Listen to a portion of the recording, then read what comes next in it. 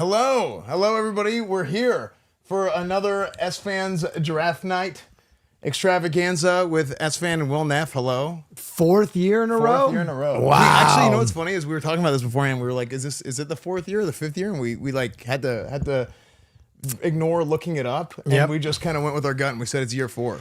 Ladies and gentlemen, boys and girls, it's that time of year again. We're talking about football in the off season. That's right, brother. It's draft night, the best day of the year for people of fans of teams that suck, like us. me. Yeah. And for those of you with good football teams, you don't really give a shit. But it brings hope to the hopeless. The winds of change are coming. 32 odd players are joining teams that have lived in infamy. Some will rise, some will fall. Tonight, we're going to be talking about everything that is going to transpire over the next few hours. Esfand, we think that the draft starts at pick 2, though, because everybody in the world and their mothers think that the first pick of the draft will be Fernando Mendoza. That's right. So let's talk about it. Fernando Mendoza. Sooners quarterback. How do you feel? Fernando Mendoza, this is a guy who he kind of came on last year. I mean, he transferred around a little bit, ended up leading the Indiana Hoosiers. Yeah. And, I mean, this guy has been slotted as the guy to be the top pick for, I would say, at least the second half of the football season, if not longer, just because of how well this guy played, not physically, but the mental game. I mean, it doesn't really make a whole lot of mistakes, plays under pressure, helped to bring a program that historically, like Indiana has not been a storied program over the years that is like, hey, these guys are big time. No, these guys took it to the national championship. They brought it home. That's right. And that's absolutely incredible, being the leader on that team, ends up winning the Heisman Trophy. Just again, unbelievable decision maker, a very cerebral type of player. And yeah, I think everybody kind of has the Raiders slotted as taking Fernando Mendoza. Yeah, that Sooners football team just kind of always struck me as a well-oiled machine that operated better than the sum of its parts. Oh, 100%. And at the helm of that was Fernando Mendoza. Now, I do think that the Raiders were kind of up in the air about what they were going to do with that first overall pick. For quite some time, and I think that the national championship for a lot of people cemented that Fernando Mendoza was the guy, number 1 overall, and that the Raiders would not trade out of that pick. And so I think the first 8 minutes of this draft, because I don't know if you've been following football news, but the first round of the draft is no longer 10 minutes per pick, but rather 8 minutes. The first 8 minutes of the draft, I think, are spoken for, and the true drama will start at pick number 2 with my Jets between two defensive ends. I'm going to challenge you on that, actually. Sure, go ahead. Because I don't really think you're talking about draft news, you're talking about NFL news, and the drama starting at pick 2. I mean, the drama's kind of already been building up. Okay, talk to me about it. I mean, this Mike Vrabel story is phenomenal. Okay. I mean, we're getting into the big stuff. Okay. Because, I mean, look, Mike Vrabel, somebody had to let him know that you're only allowed to draft college football players. Right, and not Diana Rossini? Huge mistake. Okay. Yeah, huge mistake. So they're going to have to go back to the drawing board. He's been doing scouting news reporters instead, so... he's got some work to do. Kind of crunch time for the Patriots, but they pick late, so they're gonna be okay probably. Oh, it was definitely crunch time then. it was crunch time. All right. Yeah, I love the Mike Vrabel story. I think it is hilarious. Hey man, dude's a stud. Yeah, it sure is. Look, that's the thing. He wasn't just a stud, back when he was playing for the Patriots, but now even as the head coach. Yeah. Yeah. Who's your guy in this draft? Who are you most excited in the first round? Yeah, after Vrabel. I mean, look, I love Jeremiah Love. I mean, this guy is the prototype. You're talking about just compact, strong, but in a little bit smaller package. Like, he's not this like 6'2" Adrian Peterson type, but this guy's explosive. He's fast. Got the top end speed. I mean, I think Jeremiah Love is going to be it's going to be very interesting to see where he goes. Yeah. Because There's people saying that Jeremiah Love could go as high as number 2 to the Jets. I don't think 2 to the Jets is realistic. I don't think it's realistic, but I think that's how highly these people think of him. I think the story of the first trade in the draft is either going to revolve around Arvell Reese sliding because David Bailey is this pick at 2, or Love. So Love he's gonna be really interesting, and there's a lot of teams, including these guys, that really want him. So he could go anywhere in the country. 100%. Yeah. I think actually this is a fun one. You're talking about Arvell Reese. You're talking about David Bailey. I think that's kind of the number 1, number 2 sort of discussion for edge player, because Arvell Reese has been a stand-up linebacker for, I believe, his entire career. Now, they bring him off the edge and stuff sometimes, but can he put his hand in the dirt? He's a young guy. He's only 20 years old. What do you think about Arvell Reese versus David Bailey? I think David Bailey has much more production right now, including Will Mr. All Free Agent. Listen, you dumb motherfucker. This one chatter is spamming that the Chiefs signed a running back. That does not mean that they won't draft a running back, you stupid fucking idiot. The number 2 team in the running for Love is the Giants, who just spent a high real estate pick on Cam Scattaboo last year. The fucking Lions ran with 2 running backs just last year, and it was the entire anatomy of their offense. You don't know ball. So stay the fuck out of my chat before I pull my dick out and drag it over your forehead again, okay? We're not working in a studio this year, so I can fucking dog you out like the tiny dick idiot you are. Now, back to what we were saying. David Bailey versus Arvell Reese. David Bailey, much higher production. He's 22 years old. He keeps much more pressure on the quarterback because he has already been designated an edge rusher. That's what he does. Arvell Reese, on the other hand, is only 20 years old. He is an athletic freak show, okay? He's an absolute beast, but he doesn't have the same experience putting his hand in the dirt and getting after the quarterback as is his entire fucking job. So he's much more of a high upside guy. He's much more of a guy that you're betting on, but the upside is so intense for Arvell Reese that you might be willing to overlook taking a more kind of absolute day 1 impact player, and the Jets need everything. Yeah. So the comparison that keeps being drawn with Arvell Reese is Micah Parsons. Big old Micah Parsons. Yeah, I think that's a pretty strong comparison, actually. Yeah. I mean, Arvell Reese, I agree with you. I think he has, there's a lot of upside there. Now, I do think it's a little bit of a gamble, right? Anytime you're asking somebody to do something they've never done before, there's a degree of risk there. Now, that doesn't mean he can't do it, and that certainly doesn't mean that nobody's ever done it before, because it has happened. Can I be honest? I disagree with the risk narrative. Okay. I fully disagree with that. Well, because I'll let you finish, but I'll clarify what I mean by risk. Okay. So what I mean by risk is I'm saying you have this kind of like, anytime you're drafting a guy, you kind of have this projection for he could be, if he's really good, he's this good. And if he's not as good, he's this good. And if he's a bust, he's here. Right. And I think his range is bigger than David Bailey. I think David Bailey, the range is smaller, but I think the floor is higher, but the ceiling is a little bit lower. I think David Bailey is going to be a guy who's a plug and play edge rusher. Yes. He's going to be good. I don't know if he would ever be great, but that position is so hard to be great at anyway. It's hard to project. I think the Arvell Reese of it all, they talk about something called prospect fatigue, where a lot of commentators, they get tired talking about the same players in the same positions over and over again for months. So they start to create narratives. They start to talk about things. Mm-hmm. And the narrative with Arvell Reese is like, oh, he doesn't have the production. Yeah, he doesn't have the fucking production. He didn't play the position. He was playing, 100%, playing outside linebacker. Yeah. Right? He was not tasked with just putting his hand in the dirt and getting after the quarterback. And his production in the position that he played was phenomenal. He's a fucking tackling machine. He and Sonny Styles were insane. So this idea that he's not going to be the guy if you take him at 2, well, you need to basically draft an insane player to create the value you need from a number 2 overall pick. But this idea that Arvell Reese isn't going to be the guy, he's going to be the guy. He's always going to be good at football. Is he going to be the best pass rusher in the league? I don't know. But if that doesn't work, you stick him back at linebacker, and you have one of the most consistent tacklers. Yes. Yeah.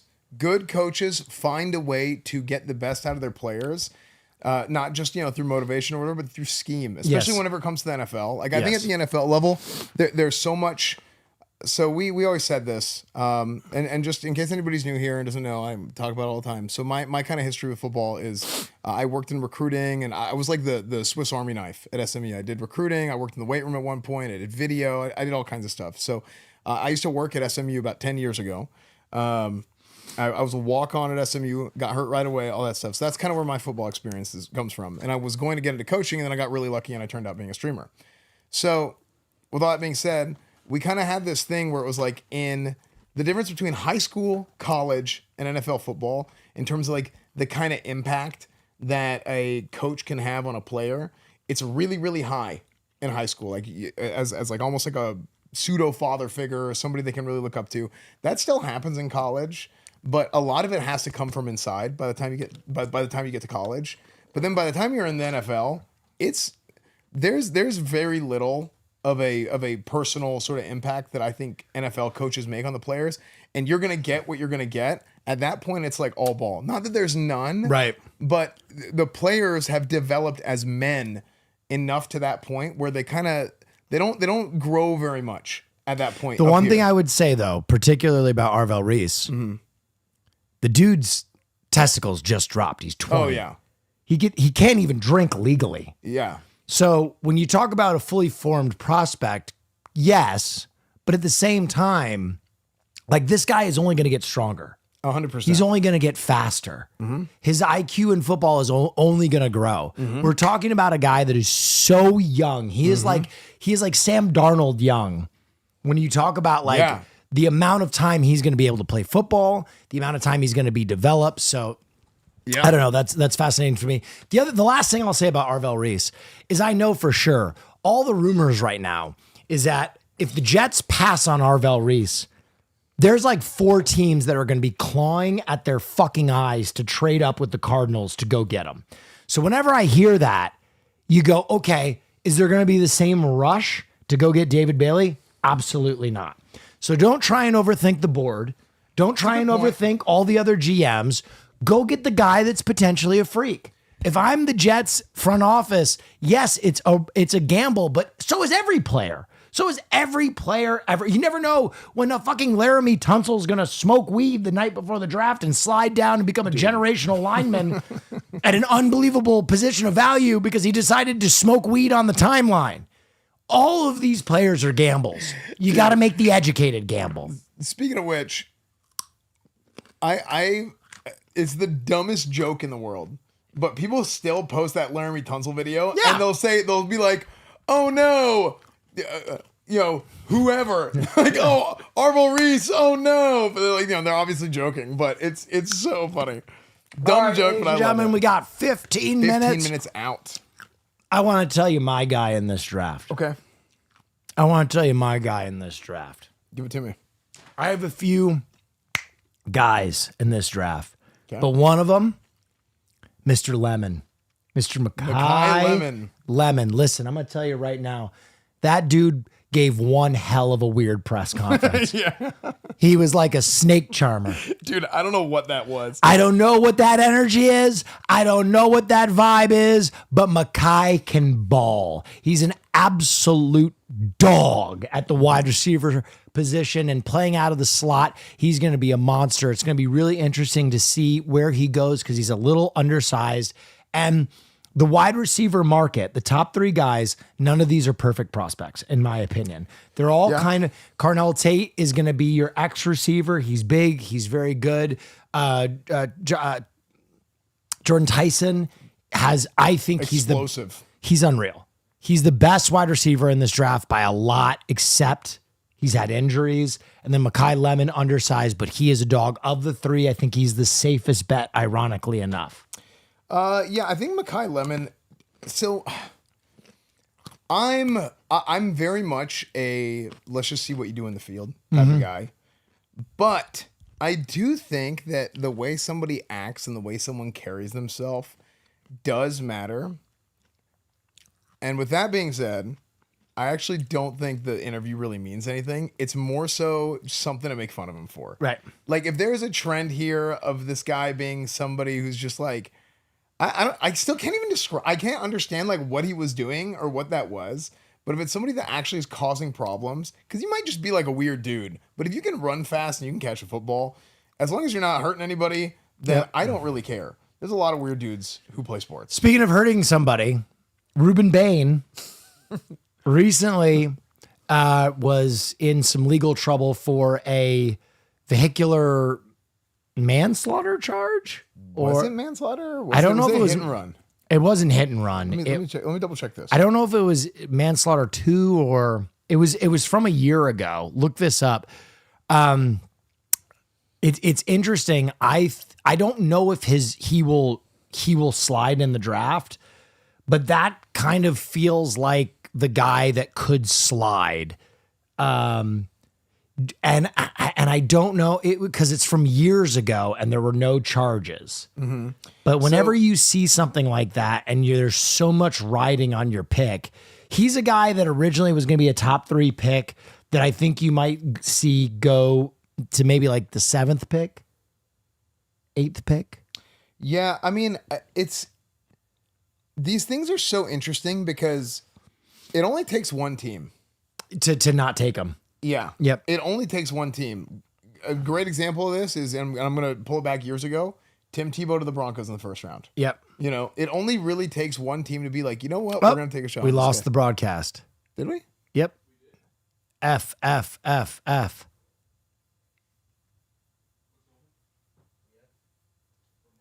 Tiny F. Saved. No F on Will's side. It's only you.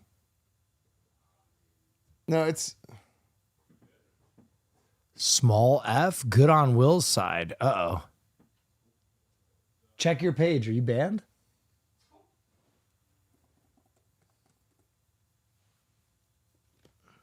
I hope I'm banned. That'd be sick.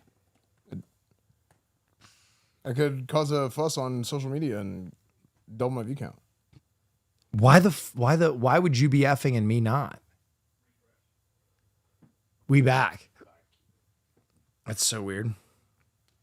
Super weird.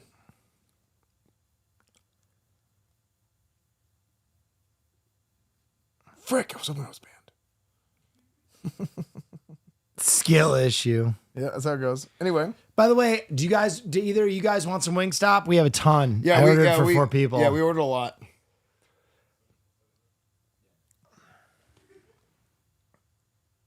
Okay. All right, anyway, it's fine. I don't know what that was. It's crazy. We were talking about Ruben Bain. It looks like, and I'm getting some additional details here on the Ruben Bain situation. So at the time, it looks like he got cited for careless driving. So he did get a ticket for it. Yep.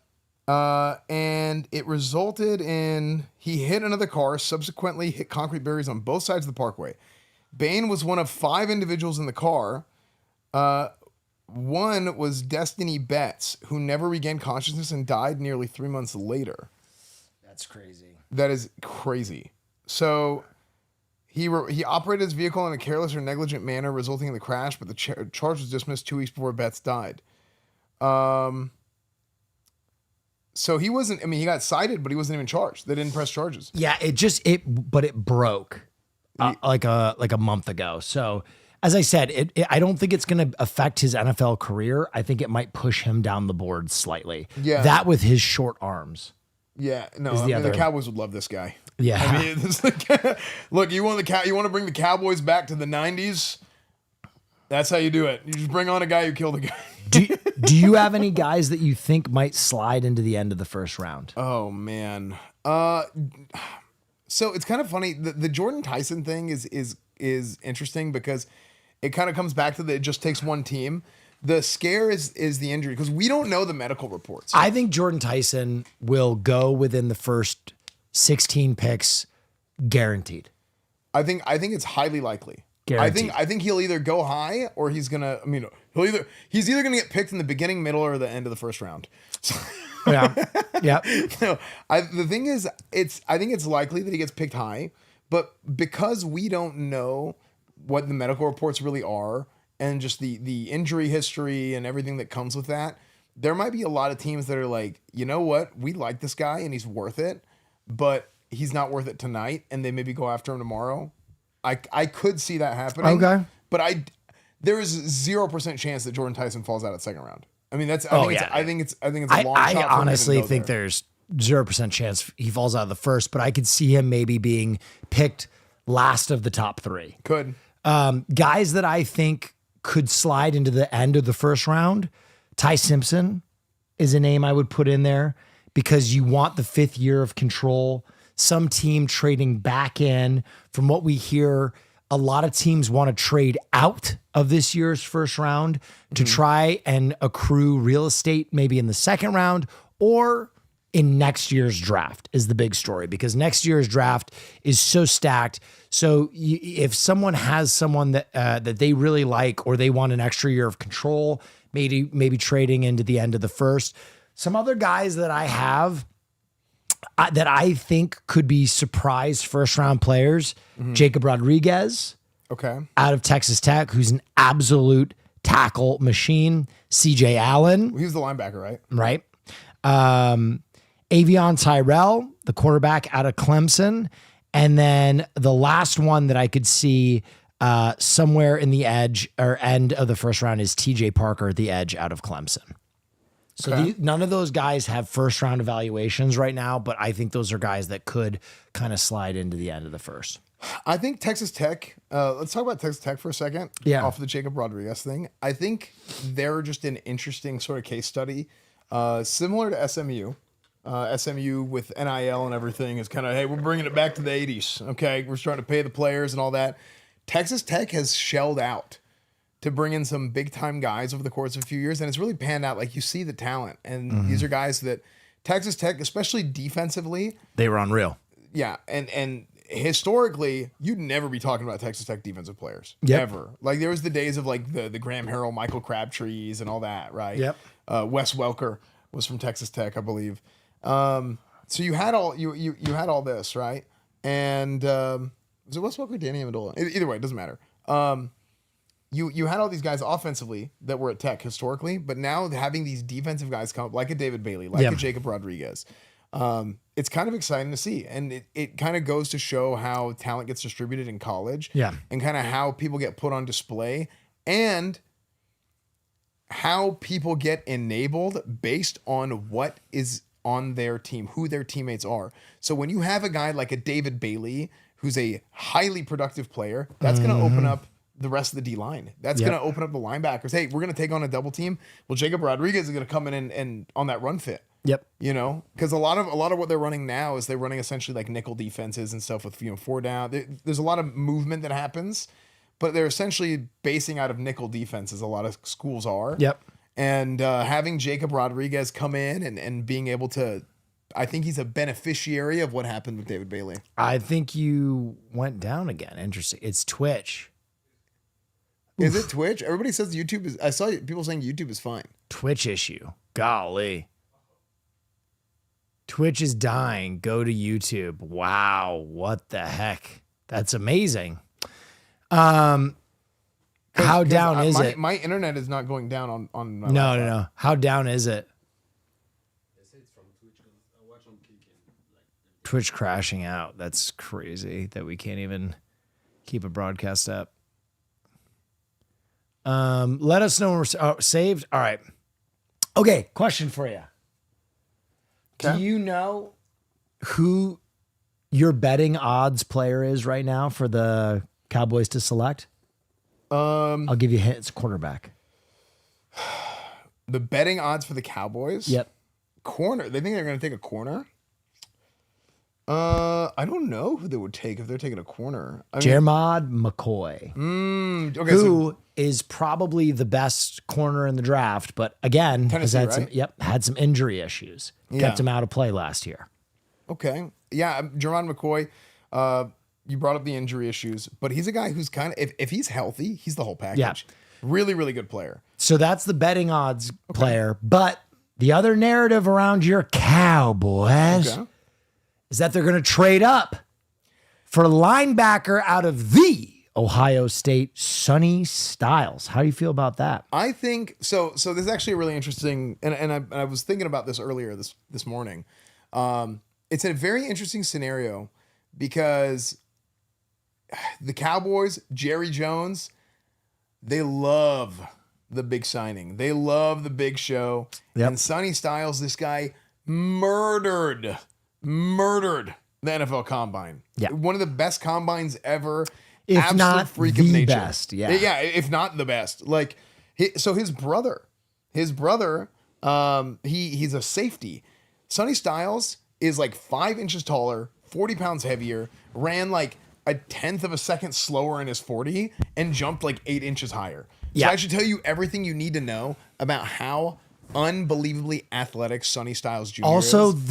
one of the lowest missed tackle rates in like college football history. I think he didn't miss a tackle this entire year, He's incredible. which He's is something else. that's like stupid to even say out loud. It doesn't make sense. It sounds like a dumb thing to say because Yeah. it's so ridiculous. Yeah. No, 100%. Sonny Styles Jr. is there. There's some talk about people saying that maybe the Cowboys trade up because they have 12 and 20. They could package something up for that. Now, I think there is a world that Sonny Styles, you don't even need to trade up for him. I think there is a world where you don't need to trade up for him because you have.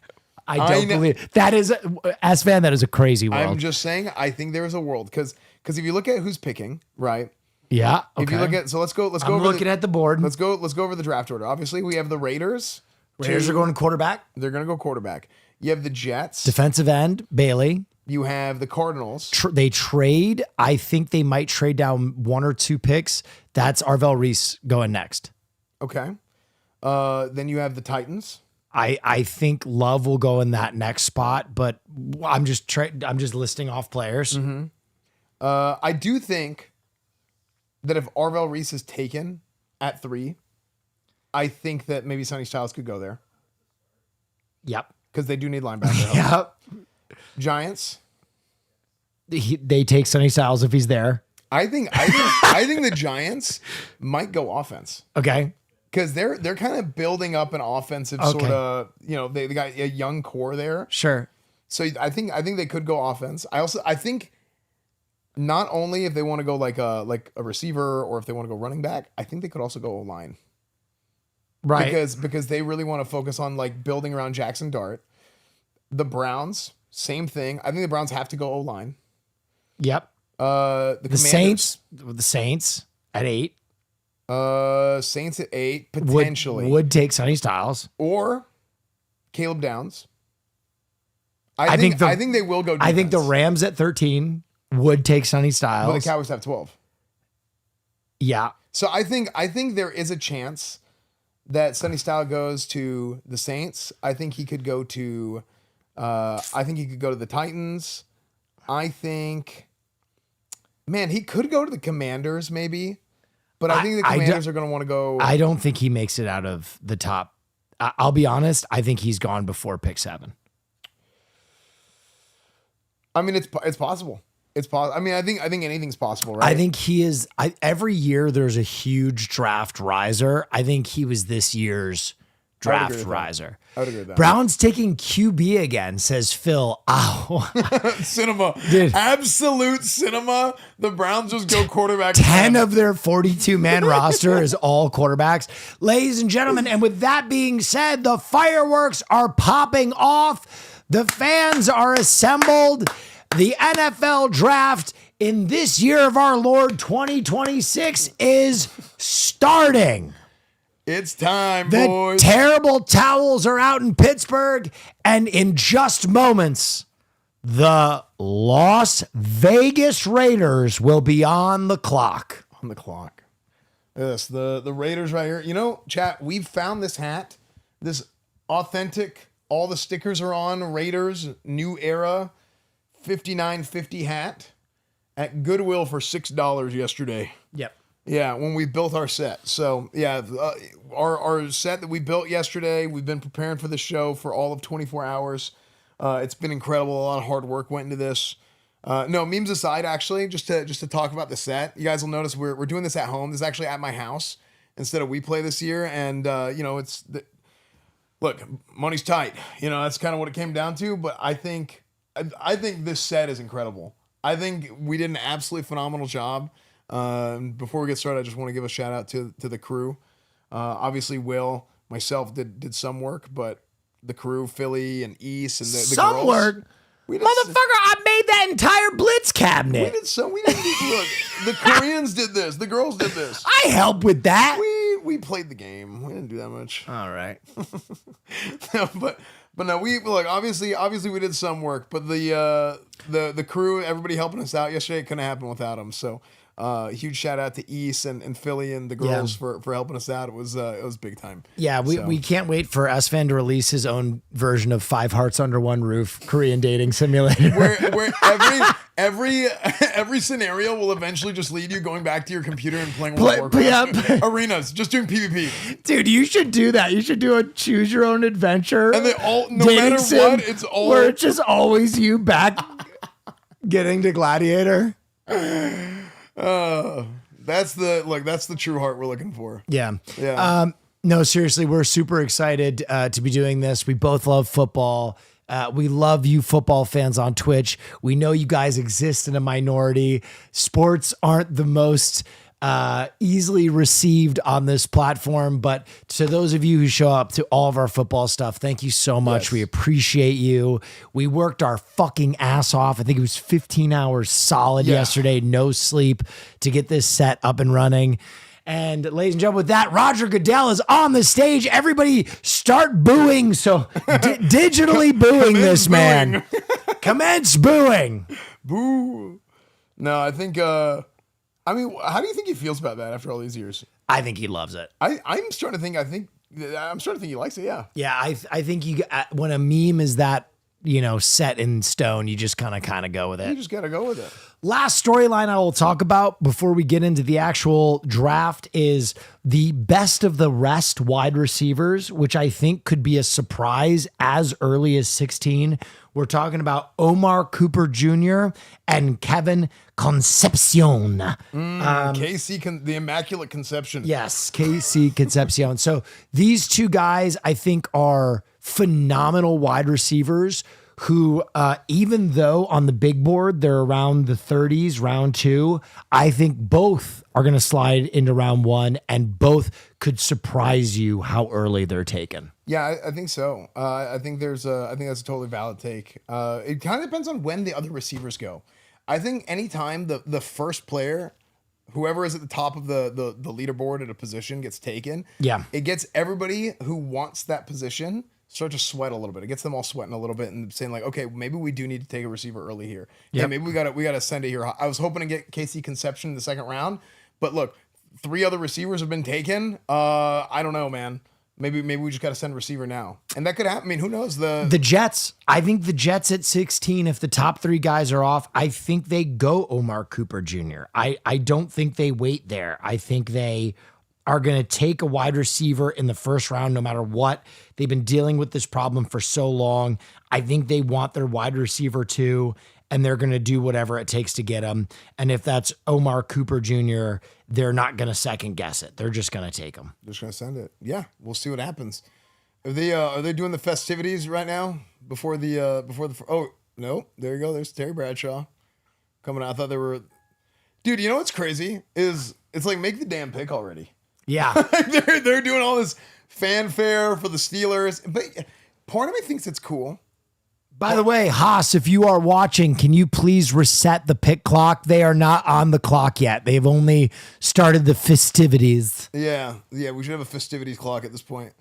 So yeah, no, they're bringing out the legends, some Pittsburgh Steelers legends, because the draft is in Pittsburgh. I had a bunch of people messaging me like, "Hey, are you coming to Pittsburgh?" Oh man, yeah. Which honestly, nothing more exciting than Pittsburgh. So we might leave in the middle of the show. Yeah, we might head to Pittsburgh. Yeah, we might just take a flight right now, private jet. Be sick. By the way, East, can I get a phone charger like cable, or do we have one? Is that one? We have a cable. I might need one. You can here take a clock just started. Take a few. All right, ladies and gentlemen, we are on the board. The year of our Lord 2026. Fates will change, starting with the worst team in the league last year, the Las Vegas Raiders. We have Tom Brady at the helm in the war room. He's on the wall and he's in the war room. We all think we know where they're going. 99% sure that Fernando Mendoza, the Hoosier, will become a Raider. The Chat GPT quarterback. This guy, I'm telling you, he's like AI. Yeah. Yeah, this guy's like AI. This guy just boom, boom, boom, laser-like focus, cerebral player. His performance in the national championship was dope.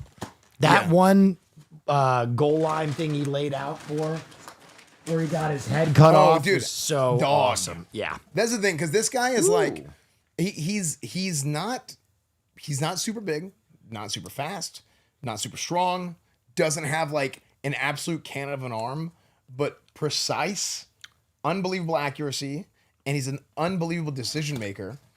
But more than anything, I think when you have the freaking killer mentality, you're just a dog. And that play that you're talking about, where he took like 4 hits, yeah, and ended up. I mean, this guy is just stretching over the goal line. Yeah, oh, there it is. They just showed it on the TV. Bam, bam. Yeah, toughness, mental and physical toughness goes such a long way. Oh, my liege, thank you. Is this lemon pepper? This one on this side's lemon pepper. Oh, lemon pepper wings. We also got boneless. I'll let me some. Boneless is good, but like I like boneless when I was younger. But as I got older, I like bone-in. I'm a big fan of bone-in now.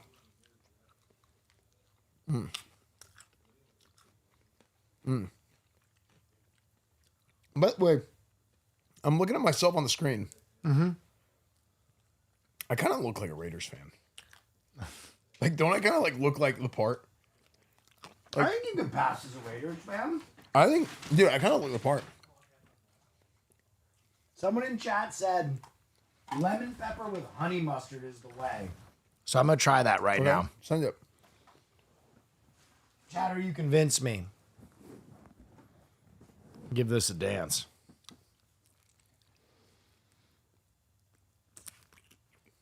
Can we get a shot of Will there? Yeah, look at that. That's insane. Very calm in the Raiders draft room right now. Oh, they know they're done. The pick is in. I can't believe they haven't locked it in. It looks like they're making the call. It might just be savoring the screen time. Yeah. The marketing department told them to stay on to the last second so we can get that Raiders logo out. Hey, let me try a shot of this lemon pepper. I mean, this is it. This is good. This is it. Here, let's see this for the stream here. Chat, cheers. We hope you're enjoying some wings at home right now. To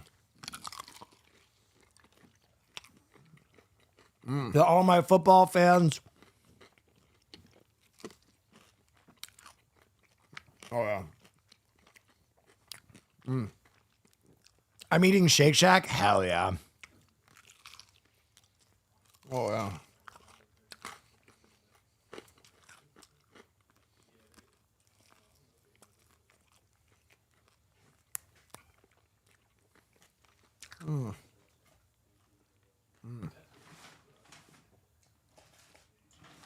That's good stuff. Dude, Mendoza that bulldozer. Fernando Mendoza, your Heisman Trophy winner.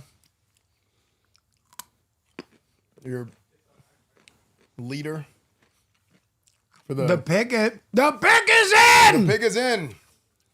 Ladies and gentlemen, here we go. Is it official? It's not traded. Ty Simpson, holy shit. If it actually was, this would erupt. If this was Ty Simpson, the world would explode in flame. The Jets would literally cum their pants so hard. You would see Aaron Glenn tackle the podium trying to draft Fernando Mendoza as fast as he could. Yeah.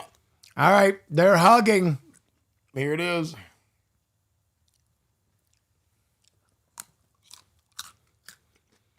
The pick is in. Dude, they just talked about the Max Crosby thing on the broadcast. Mm-hmm. That was an off-season story. Yeah. Hell of an off-season story. I mean, that's one of the most unreal things we've ever seen in off-season football. Yeah, dude, the thing is with that entire scenario, he ends up going to the Raiders. Excuse me, the Ravens.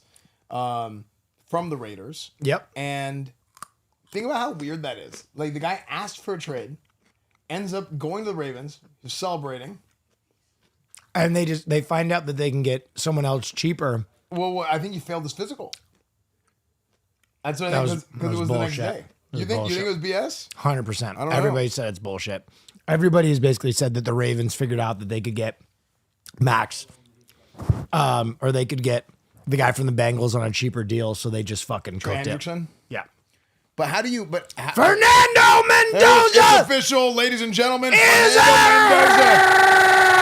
The Raiders have taken Fernando Mendoza. That's right, ladies and gentlemen. The autumn win is a Pirate, and so is your Heisman Trophy winner from 2026, Fernando Mendoza. A new man helms the field out in Las Vegas, and he will be mentored by the amazing number 12, Tom Brady. Can they turn the worst team in the NFL to being one of the best in just one short year, or will he sit all next year and learn behind Kirk Cousins? Yeah. Man, Kirk Cousins. So this is a whole interesting thing. I think Kirk Cousins is almost going to be like he's almost going to be like a player coach, I think, for Fernando Mendoza. Yeah. Kirk Cousins, long time NFL quarterback. He's a guy who got drafted by the Washington Redskins with Robert Griffin, friend of the show. He was a guest on the show last year.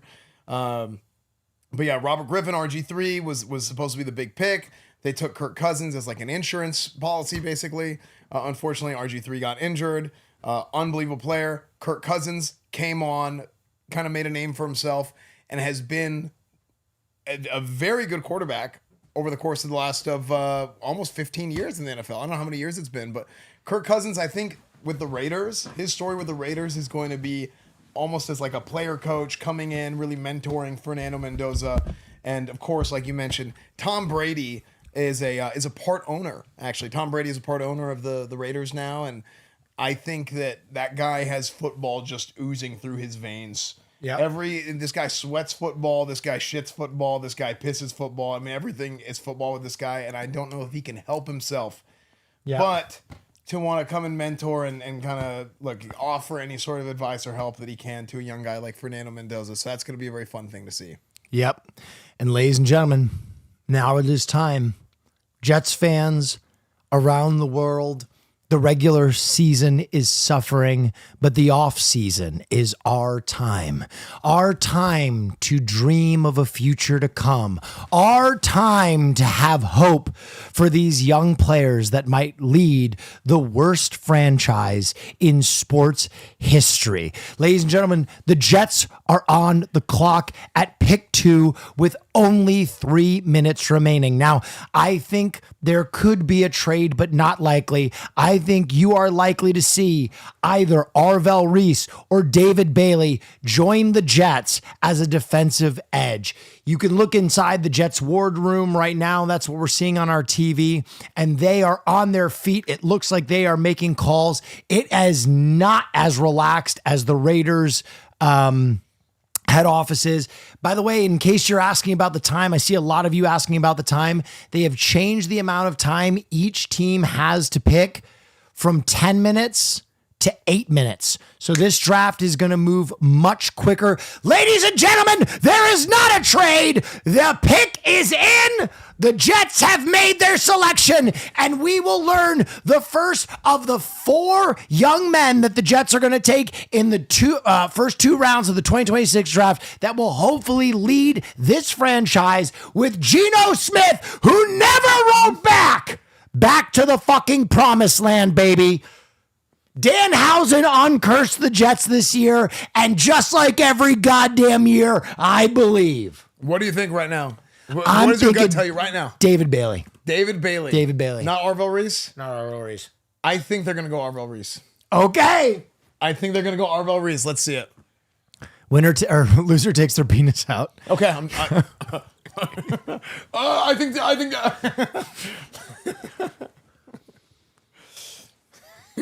I think Jordan Tyson.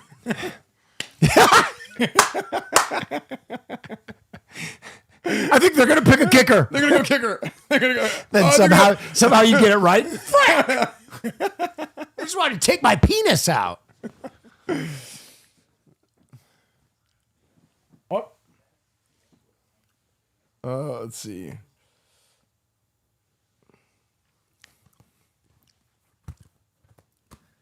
There are some Jet stats. Not one pick last year. Everybody thinks they're going defense. Let's see who they send up the boat. Here's Roger Goodell. Here it comes. Here it comes. Come on, baby.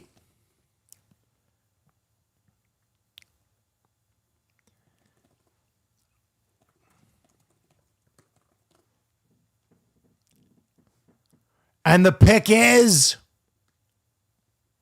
David Bailey, Texas Tech. David Bailey it is. Get that penis out. Whoa, here we go. Yeah. Now it's a draft show. Okay, so here we go. Listen. Oh my gosh. Ultimately, I think Arvell Reese is such an interesting prospect, but David Bailey with something like an 80% quarterback hurry percentage, so many sacks, so much production. I think the Jets need a guy that they can just rely on, plug and play, and they're worried about Reese being a development project. So they went with the guy that they thought was the best edge rusher in the class, the most reliable edge rusher in the class, the no glitz, no glam. I'm going to go out there and fucking smack a quarterback in the mouth, and that's who they got. I think David Bailey will be better than Arvell Reese this year. Yeah. I think in year 1, David Bailey will outperform Arvell Reese, but and it's not to say that David Bailey is going to be worse than Arvell Reese down the road, but I think the potential and the intrigue of Arvell Reese is really exciting. Yep. But I think you hit the nail on the head. I think the Jets probably are like, look, we need a guy who we know is going to hit, a guy who we know is going to be good, and a guy who can play right away. Let's take David Bailey. Someone said they drafted for need, which equals a fail. Guys, when every position on your team is a need, you can't not draft for need. When you need everything, every position is going to be a need. Yeah, the Jets. I mean, also let's take. I'll take it a step further. You can draft for need. It's okay, because if you always if you always go best available. Yeah. And let's just say you have a position that's stacked. Okay. You're not gonna go and let's say you have like 3 big time receivers already. Yeah. You're not gonna go draft a receiver, because at that point you're just, not that you're wasting the pick, but you're doing too much. Yeah. And there's too much resources being put in a area of the field on the team that you aren't getting a big enough benefit of. Yeah. I also think David Bailey is such like Jets identity. I don't know if you know this, but he doesn't wear gloves, doesn't wear knee pads, doesn't wear sleeves, doesn't wear a visor. He literally looks like a kid that came off of like a Sandlot game and just put on whatever helmet he could find and is like, I'm going to go tear the quarterback's head off. That's always fun. That's always fun. He's a no nonsense, no frills guy, and he's the most productive edge in the class by a wide margin. So we'll see how he translates. He's not great in the run. I'll give him that. But if you just wanted a guy to go out there and smack the quarterback, you got your guy. Yeah, I think David Bailey is going to be a great pick. And I mean, this guy was incredibly productive in college, like you said. Okay, I'm making a prediction right now. Cardinals are going to trade this pick. Someone's coming up for Arvell Reese right now. Someone is coming up for Arvell Reese right now. I'm making the prediction. Some team just got very horny that Arvell Reese is still on the board. Yeah, I think that. Well, here's the thing: the Cardinals just need so much that I think them trading is phenomenal. I think it's a great decision for them to trade. Where if you have I think the Cowboys being in the situation they're in right now, where they have 12 and 20, and they're 12 is a nice pick. Yeah. 20 is kind of one of those iffy picks, but being able to get 2 first-round picks is just so good. So sexy. You can bring in 2 guys who can make an immediate impact on your team. And for the Cardinals, who I would argue in some ways might even be worse than the Jets. And that takes some work, but I think they could be worse. All right, buddy. That might take some work, but I think they could be worse than the Jets. Okay, they're already clapping. They're already clapping. Wait, so maybe they had a guy. They had a guy. Now, that could mean that Arizona's sticking and picking and they just want Arvell Reese. Or they got to trade. We traded. Yeah. They literally could be clapping because they had a trade lined up for if Arvell Reese, because you have to understand with these short clocks this year, 2 minutes doesn't feel like a lot, but when you're shopping and you're on the clock, it's a lifetime. So a lot of these trades, pick is in, it's got to be Arvell Reese. Man, Arvell Reese I think is a great choice for them. Or Love? Do you think Love goes 3? I think Jeremiah Love at 3 is possible if they go Jeremiah Love. There's Love at 3 is crazy to the Cards. Okay, listen, let me say something.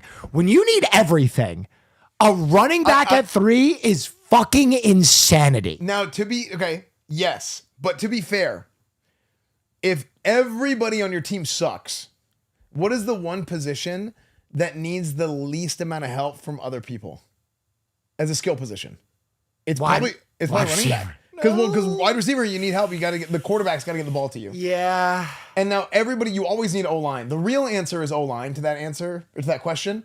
But when you're talking about getting specifically a skill position, if that's what you want, running back is the one that needs the least amount of help compared to a quarterback, compared to a receiver, compared to a tight end. But what? But go get your O-line. Oh, I mean, I agree. I think just O-line. Not if it's all right. We're out of school right now. We don't know that it's. I think if they had traded down and found a way to pick up like a Spencer Fano and then somebody else. Yeah. And I'm using Spencer Fano as an example, but I think if they were able to do that, I think that would have been fantastic. By the way, chat, is my mic better? I moved it a little bit farther for myself. I saw a few of you guys saying I'm too hot. Yeah. Hey, by the way, Philly, if you need to adjust our levels, feel free to adjust our levels. They said we're good. I was just too close to it. Okay. I cannot, but I'm actually shocked that they stuck and pick. I thought for sure they were going to trade out. Yeah, me too, actually. Because I think what they probably should have done is they should have traded down and tried to get like a Spencer Fano or maybe even like a my Kaden God, Proctor. it's Love. Oh my gosh. Confirmed Jeremiah Love? Esfand, this one's shocking to me, bud. Yeah. This one's shocking to me. You had the whole field. Dude, I think they lined should have. up. Are the Titans up next? The Titans are up next. Robert Saleh is going to come. He just got Arvell Reese without having to trade. I think they are. I think he's going to go Arvell Reese. Oh, 100%. I think so too. I would be willing to bet my whole nutsack. The Titans are literally coming right now. Dude, this is insane. They can't believe that just happened. This is insane. The best player in the draft is going 4th overall. Potentially. There's no way he slides. There's no way. I'd say potentially the best player. Yeah, potentially. Potentially the best player. But man, Jeremiah, I love Jeremiah Love. Okay, so I think Jeremiah Love is this guy. This guy is going to be good. Yes. For those of you who haven't been following draft news, Jeremiah Love was one of the best players in the draft, obviously, but the running back position right now is one of the least expensive positions. So drafting a running back in the first round, he immediately becomes one of the highest paid running backs in football. So he's really got to be a difference maker. And the Cards need pretty much every position on the field. So I don't know if anybody really seriously had Jeremiah Love going as high as pick 3 naturally without a trade. Yeah. So this is shocking. I mean, I think you just take a look at some of these highlights here, man. This guy is powerful. Yep. This guy is fast. This guy is explosive. Right. Hey, remember that one chatter who's like, oh, the Chiefs signed a running back. No way they go Love. The Cards signed Tyler Algier not more than a month ago. And they're taking him with the 3rd overall pick. Yeah, that's so true. if you don't think people are doubling up at running back, take a look. Yeah. There he is. Here we go. Look at that. Notre Dame's own. Up and over. See you later. The great Jeremiah Love. I think he just jumped over David Bailey in that clip. That was crazy. Yeah. Here he is against the Boilermakers. I mean, this guy, like I said, he's fast, he's strong, he's explosive, downhill runner. He's a great receiver out of the backfield. Yep. I mean, I think Jeremiah Love is a phenomenal player, and I think he's gonna be exciting for a lot of years. Okay, but evaluate the pick because I love Jeremiah Love. I was excited to see where he goes. I'm gonna be honest. I think of any team he could have gone to, this is the worst fit. Yeah, actually, it's pretty bad. Look, so when you talk about evaluating the player versus evaluating the pick versus evaluating the scenario, you're looking at 3 different things. So in the case of Jeremiah Love, you're seeing a great player, phenomenal player. He's going to be an unbelievable running back for a lot of years. I think he's a great player.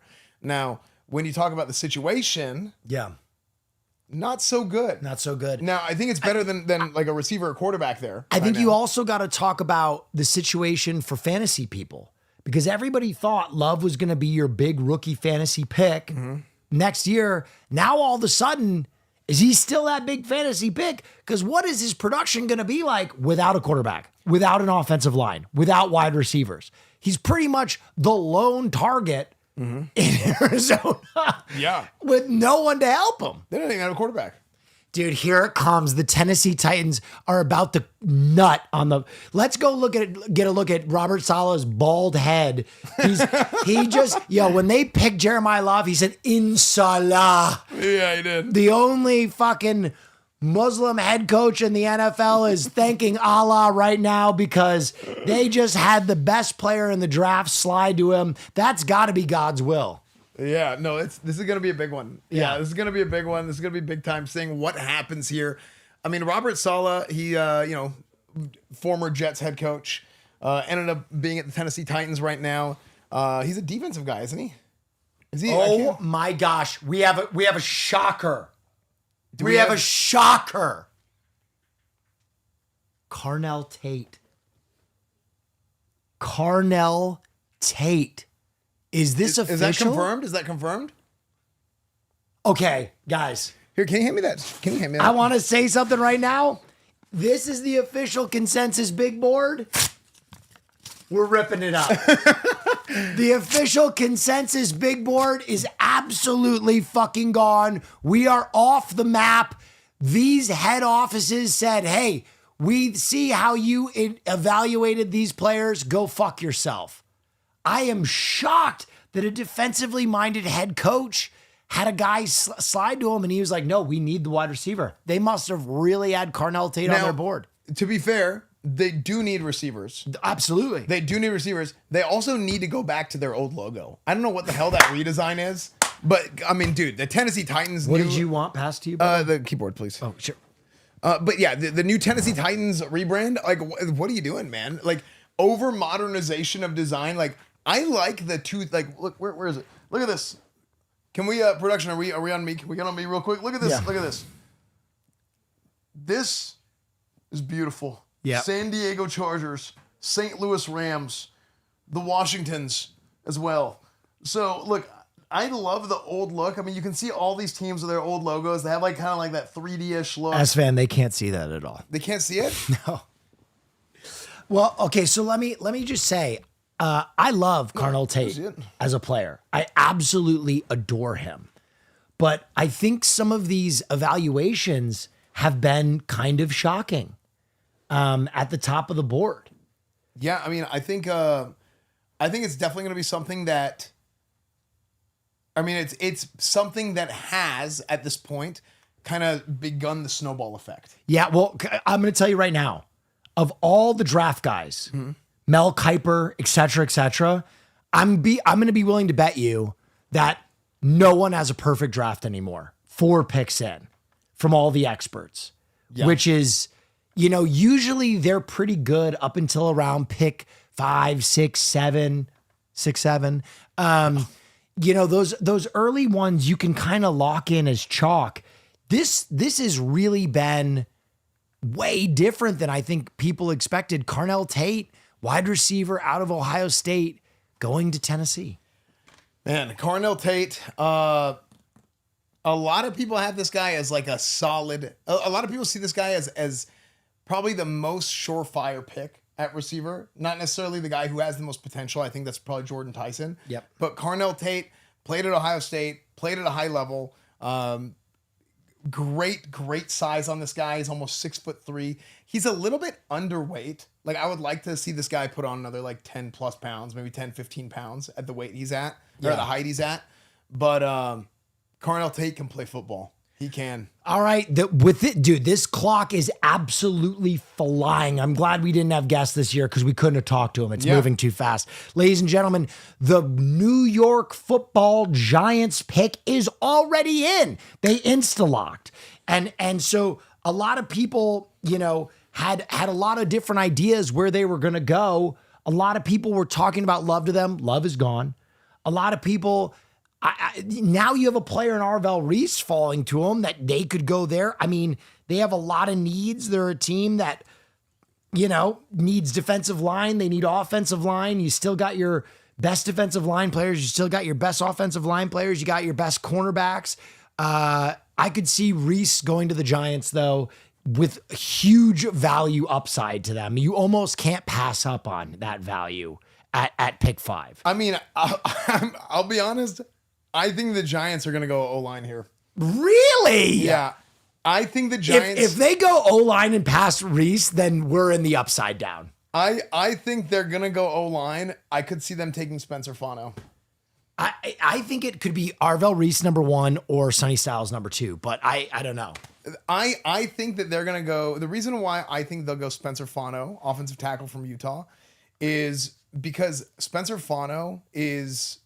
He's not only he's a tackle, right? A lot of people see him as a tackle, but he can also play guard. Okay. So you have a little bit of position flexibility there, and you can put him in, you can plug him in right away as a guard, and then you have the potential that he ends up moving to tackle once because they have a tackle, Jermaine. I can't ever pronounce his name right, but it's Illuminor, I believe. Yeah. But I have a feeling that you can have a guy come in, play guard right away, and then. Play guard right away and then maybe move to tackle. All right, maybe next year. Or, so I think it's Arvell Arvell Reese. You think it's Spencer Fano? You want to do another penis out bet? Okay, here it is. Winner takes their penis Winner out. takes their penis out. Pick is in.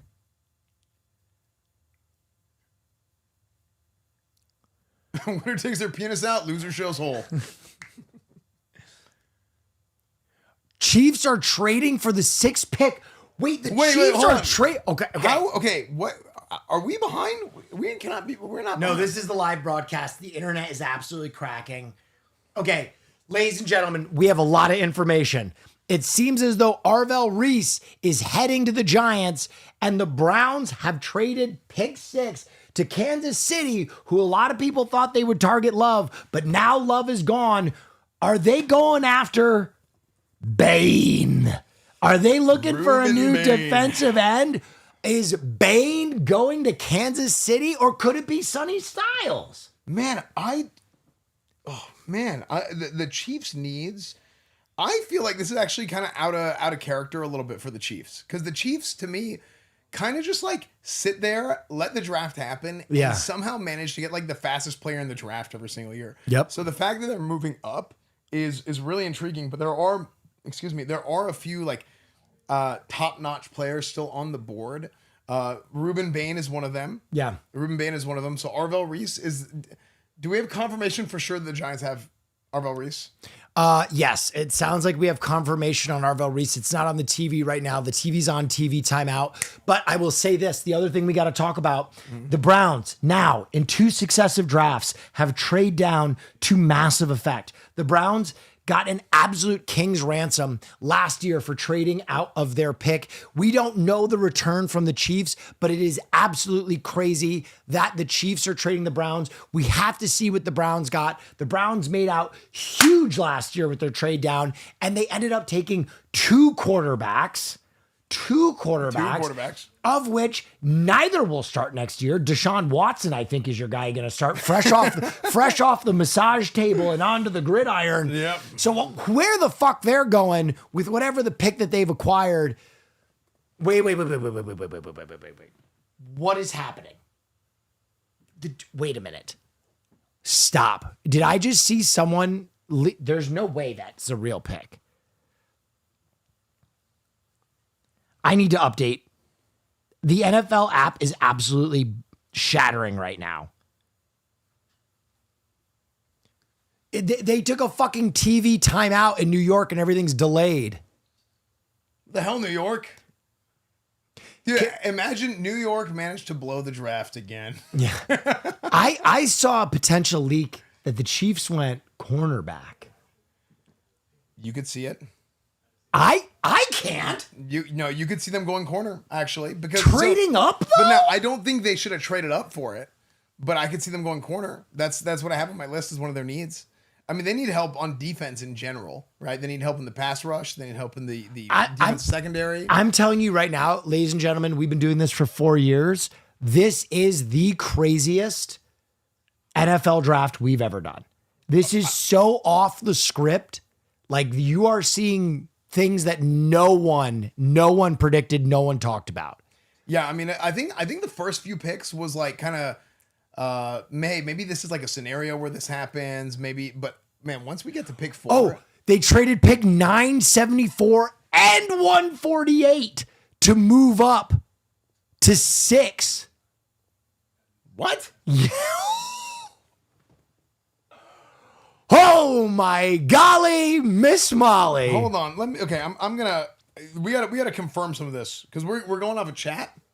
To move up three spots, traded 3 draft picks, and to grab a cornerback that they could have drafted potentially at their own pick. Yeah. Wow. Unless, I don't think they'll go receiver. Okay, apparently Schefter is confirming that. Holy fuck. All right, so guys, we're going to catch you up. We're going to catch you up because TV is just getting to pick 5, and we're already dealing with pick fucking 9. Okay, this draft is moving fast. Very the fast. TV, they're trying to sell you fucking Cheez-Its. They're trying to sell you fucking DraftKings. They're running ads, so they're way behind. Let's get you up to speed. Arvell Reese is a New York Football Giant. Arvell Reese confirmed going to the New York Giants, Ohio State linebacker. This guy projects with an unbelievable ceiling, just absolute physical specimen. Yes. Ran a 4.46 in the 40-yard dash at 240 pounds. Yes. Unbelievable player. Then the Chiefs, the great Chiefs, our dynasty football team who needed a change up. Yes. Trade up 3 picks for 3 picks. They trade up 3 picks for 3 3 spots to go get a cornerback that no one saw being drafted in the first 10 picks. Mm-hmm. Gave up with the Browns, and then the next team on the clock, we have the Washington Commanders, who are already apparently locking their pick in. and we'll see what they get. But let's talk a little bit about Mansour Delane because we haven't talked about him. Let's too much. talk about. Okay, so Mansour Delane, good size. He has a little bit of an injury history, but Yep. he's 6 foot 190, good sized cornerback. This is a guy who he's quick. He's got good enough speed to be able to go and cover people down the field. Great burst, but he's physical, so he can play up on the line of scrimmage, play that press coverage. He can play off. He can play zone. He can do it all. Absolutely phenomenal cornerback from LSU, coming from a school with a long history of big-time cornerbacks, right? Yep. So Hold on. The confirmed trade compensation, pick 9, pick 74, and pick 148. So you're looking at a 3rd-round pick and a 5th-round pick, I believe. Yeah. A 3rd and a 5th on top of the 1st round to go up 3 picks, go up 3 spots. For a guy that I don't think was coming Dude, off the I think board. Mansour Delane was going to be there. I think he was going to be there. If they wanted him that bad, I think he was going to be there. Because I hate to say this because I think the Chiefs have really done something special in these last few years. I think they have a fantastic front office. Obviously, the success is there. But I'm going to be honest. I think they fumbled.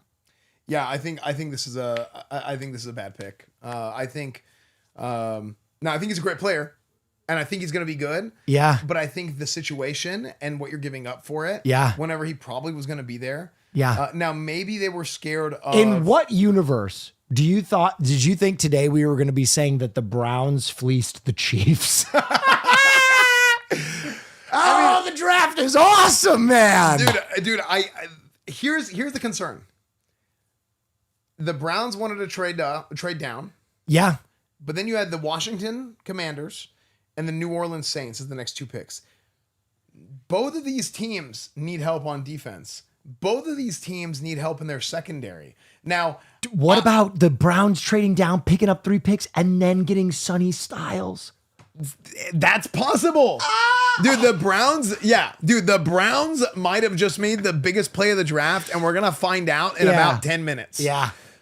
But I do think there is a world where the Washington Commanders or the New Orleans Saints end up going Mansour Delane if they want to go safety. Now, Caleb Downs, I think, is a better pick, and they both those teams need help at corner and at safety. Yeah.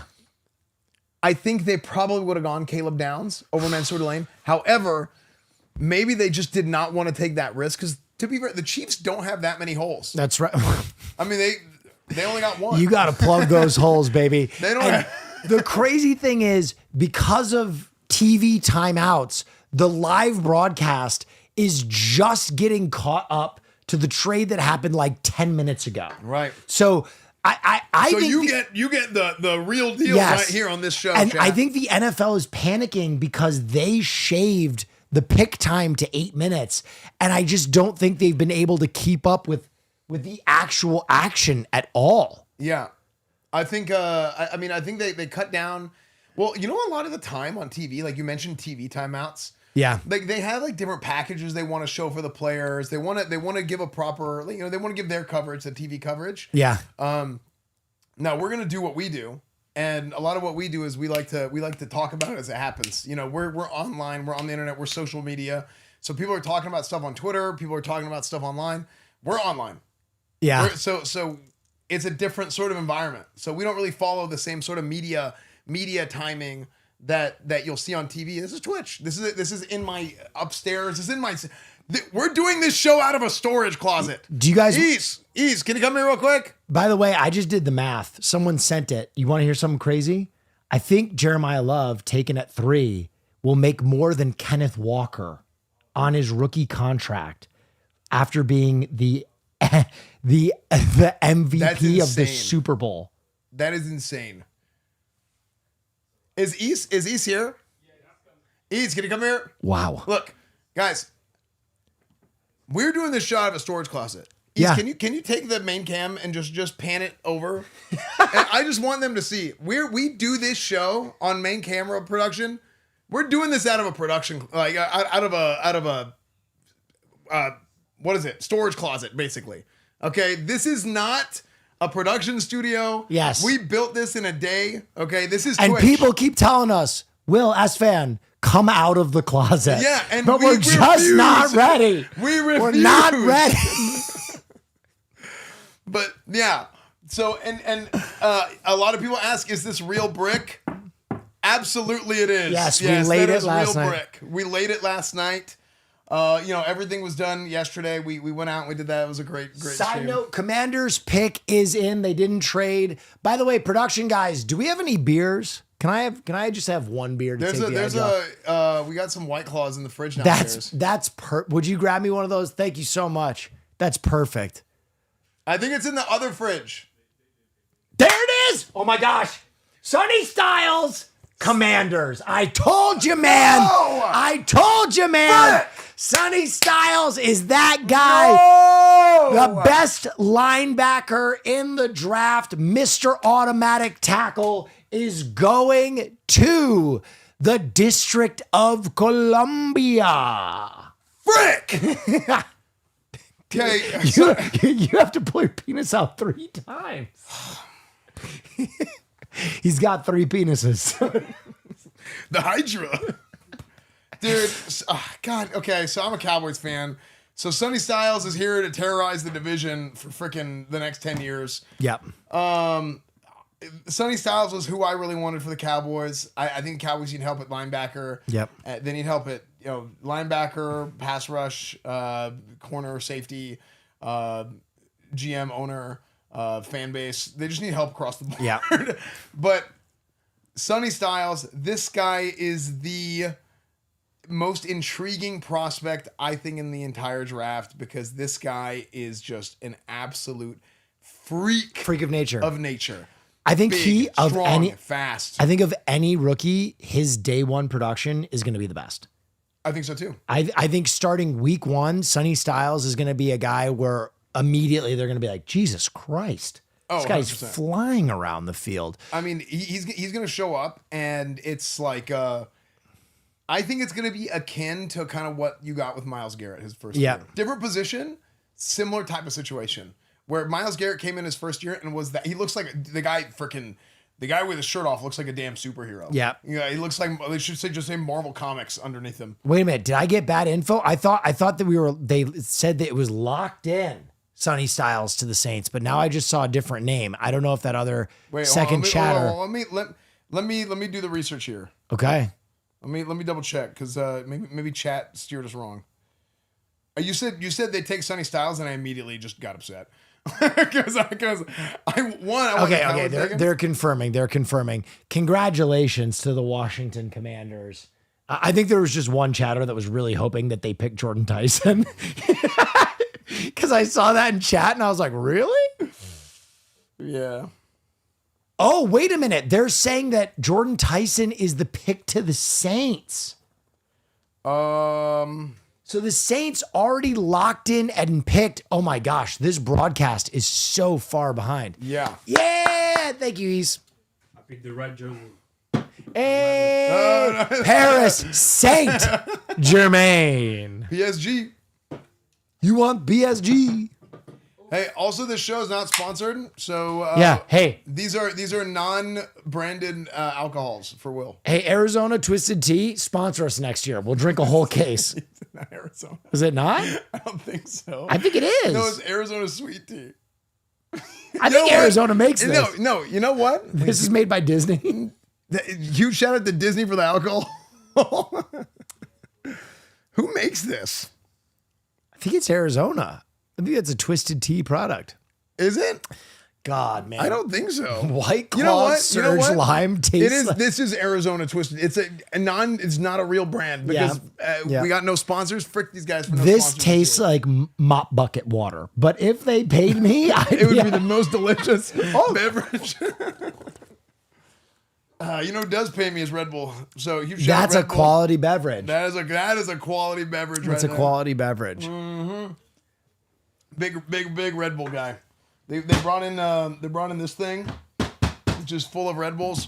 Okay, ladies and gentlemen, now the Browns who traded down are on the clock, and there is an absolute shit ton of talent available to them. Yeah. including Ruben fucking Bain. Ruben Bain is Who their at- defensive end from Miami. Who at one point was in the conversation as the number 2 pick in the draft, but because he had T-Rex arms, you know. I do think arm length matters, but I will say something else. The guy's had the same arms his whole life. Yep. And if he was good in college, he'll probably be good in the NFL with his short arms. Yes. I don't think it matters. I do think it matters, but I don't think it matters. I think that arm length as an offensive line player is more important than defensive player because it makes it easier to push someone away and be reactive versus your defensive lineman who's being proactive and getting into them. So I was a defensive lineman in college. I was an offensive lineman in high school. I was too short, so they changed my position, and then I was too bad, and I got hurt right away. Yeah. So, from my perspective, having long arms as an offensive tackle, you're absolutely right, is a huge plus because you're able to keep that guy off of you and keep that guy from getting into your chest plate. Yep. Right. Because when they get into the breastplate, You're done. That's when they have control of you and they can start moving you around. So, being able to not only be able to engage with you, yeah. and press you out, but being able to shed you coming down, going out, rip. You know, you can club and try and go with the more finesse moves on the outside by trying to run past them. Yep. But a lot of times, having that arm length that is just good enough to keep them from getting their hands inside of you Yeah.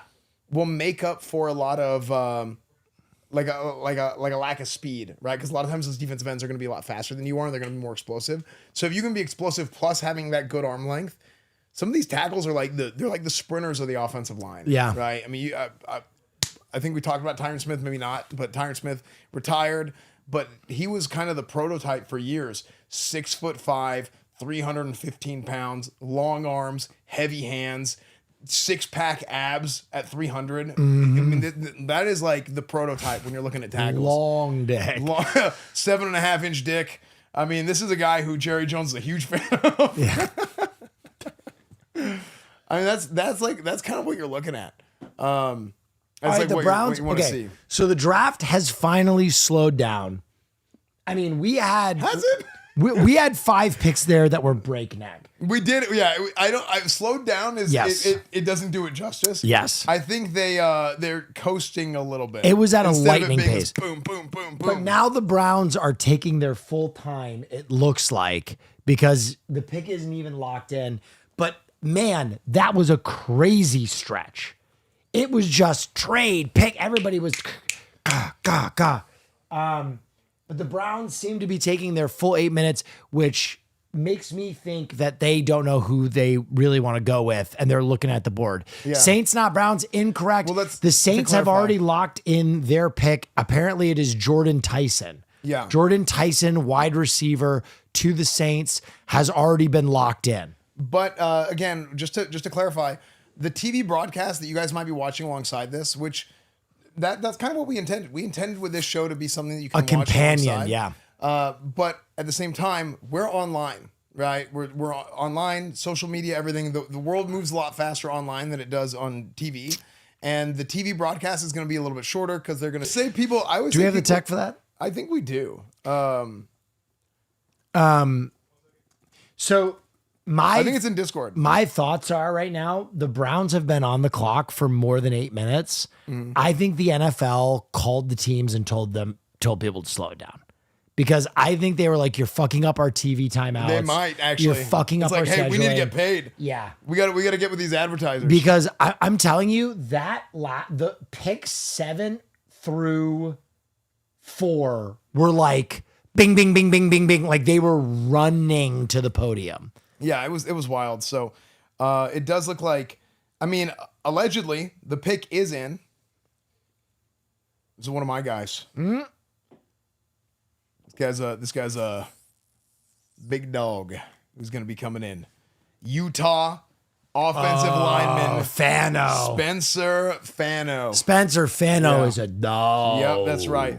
I don't know if it's Fano or Fano, but it doesn't matter because this guy can block. Yeah. Yeah, Spencer Fano is a absolutely phenomenal player. Again, this is Jordan Tyson to the Saints. This is probably what you're seeing on TV right now. But the next pick is Spencer Fano. And this is a guy with a little bit of position flexibility. I think he's going to be a great offensive lineman in the NFL for a long time. Esfand, what a draft for the Browns, Dude. man. You know what?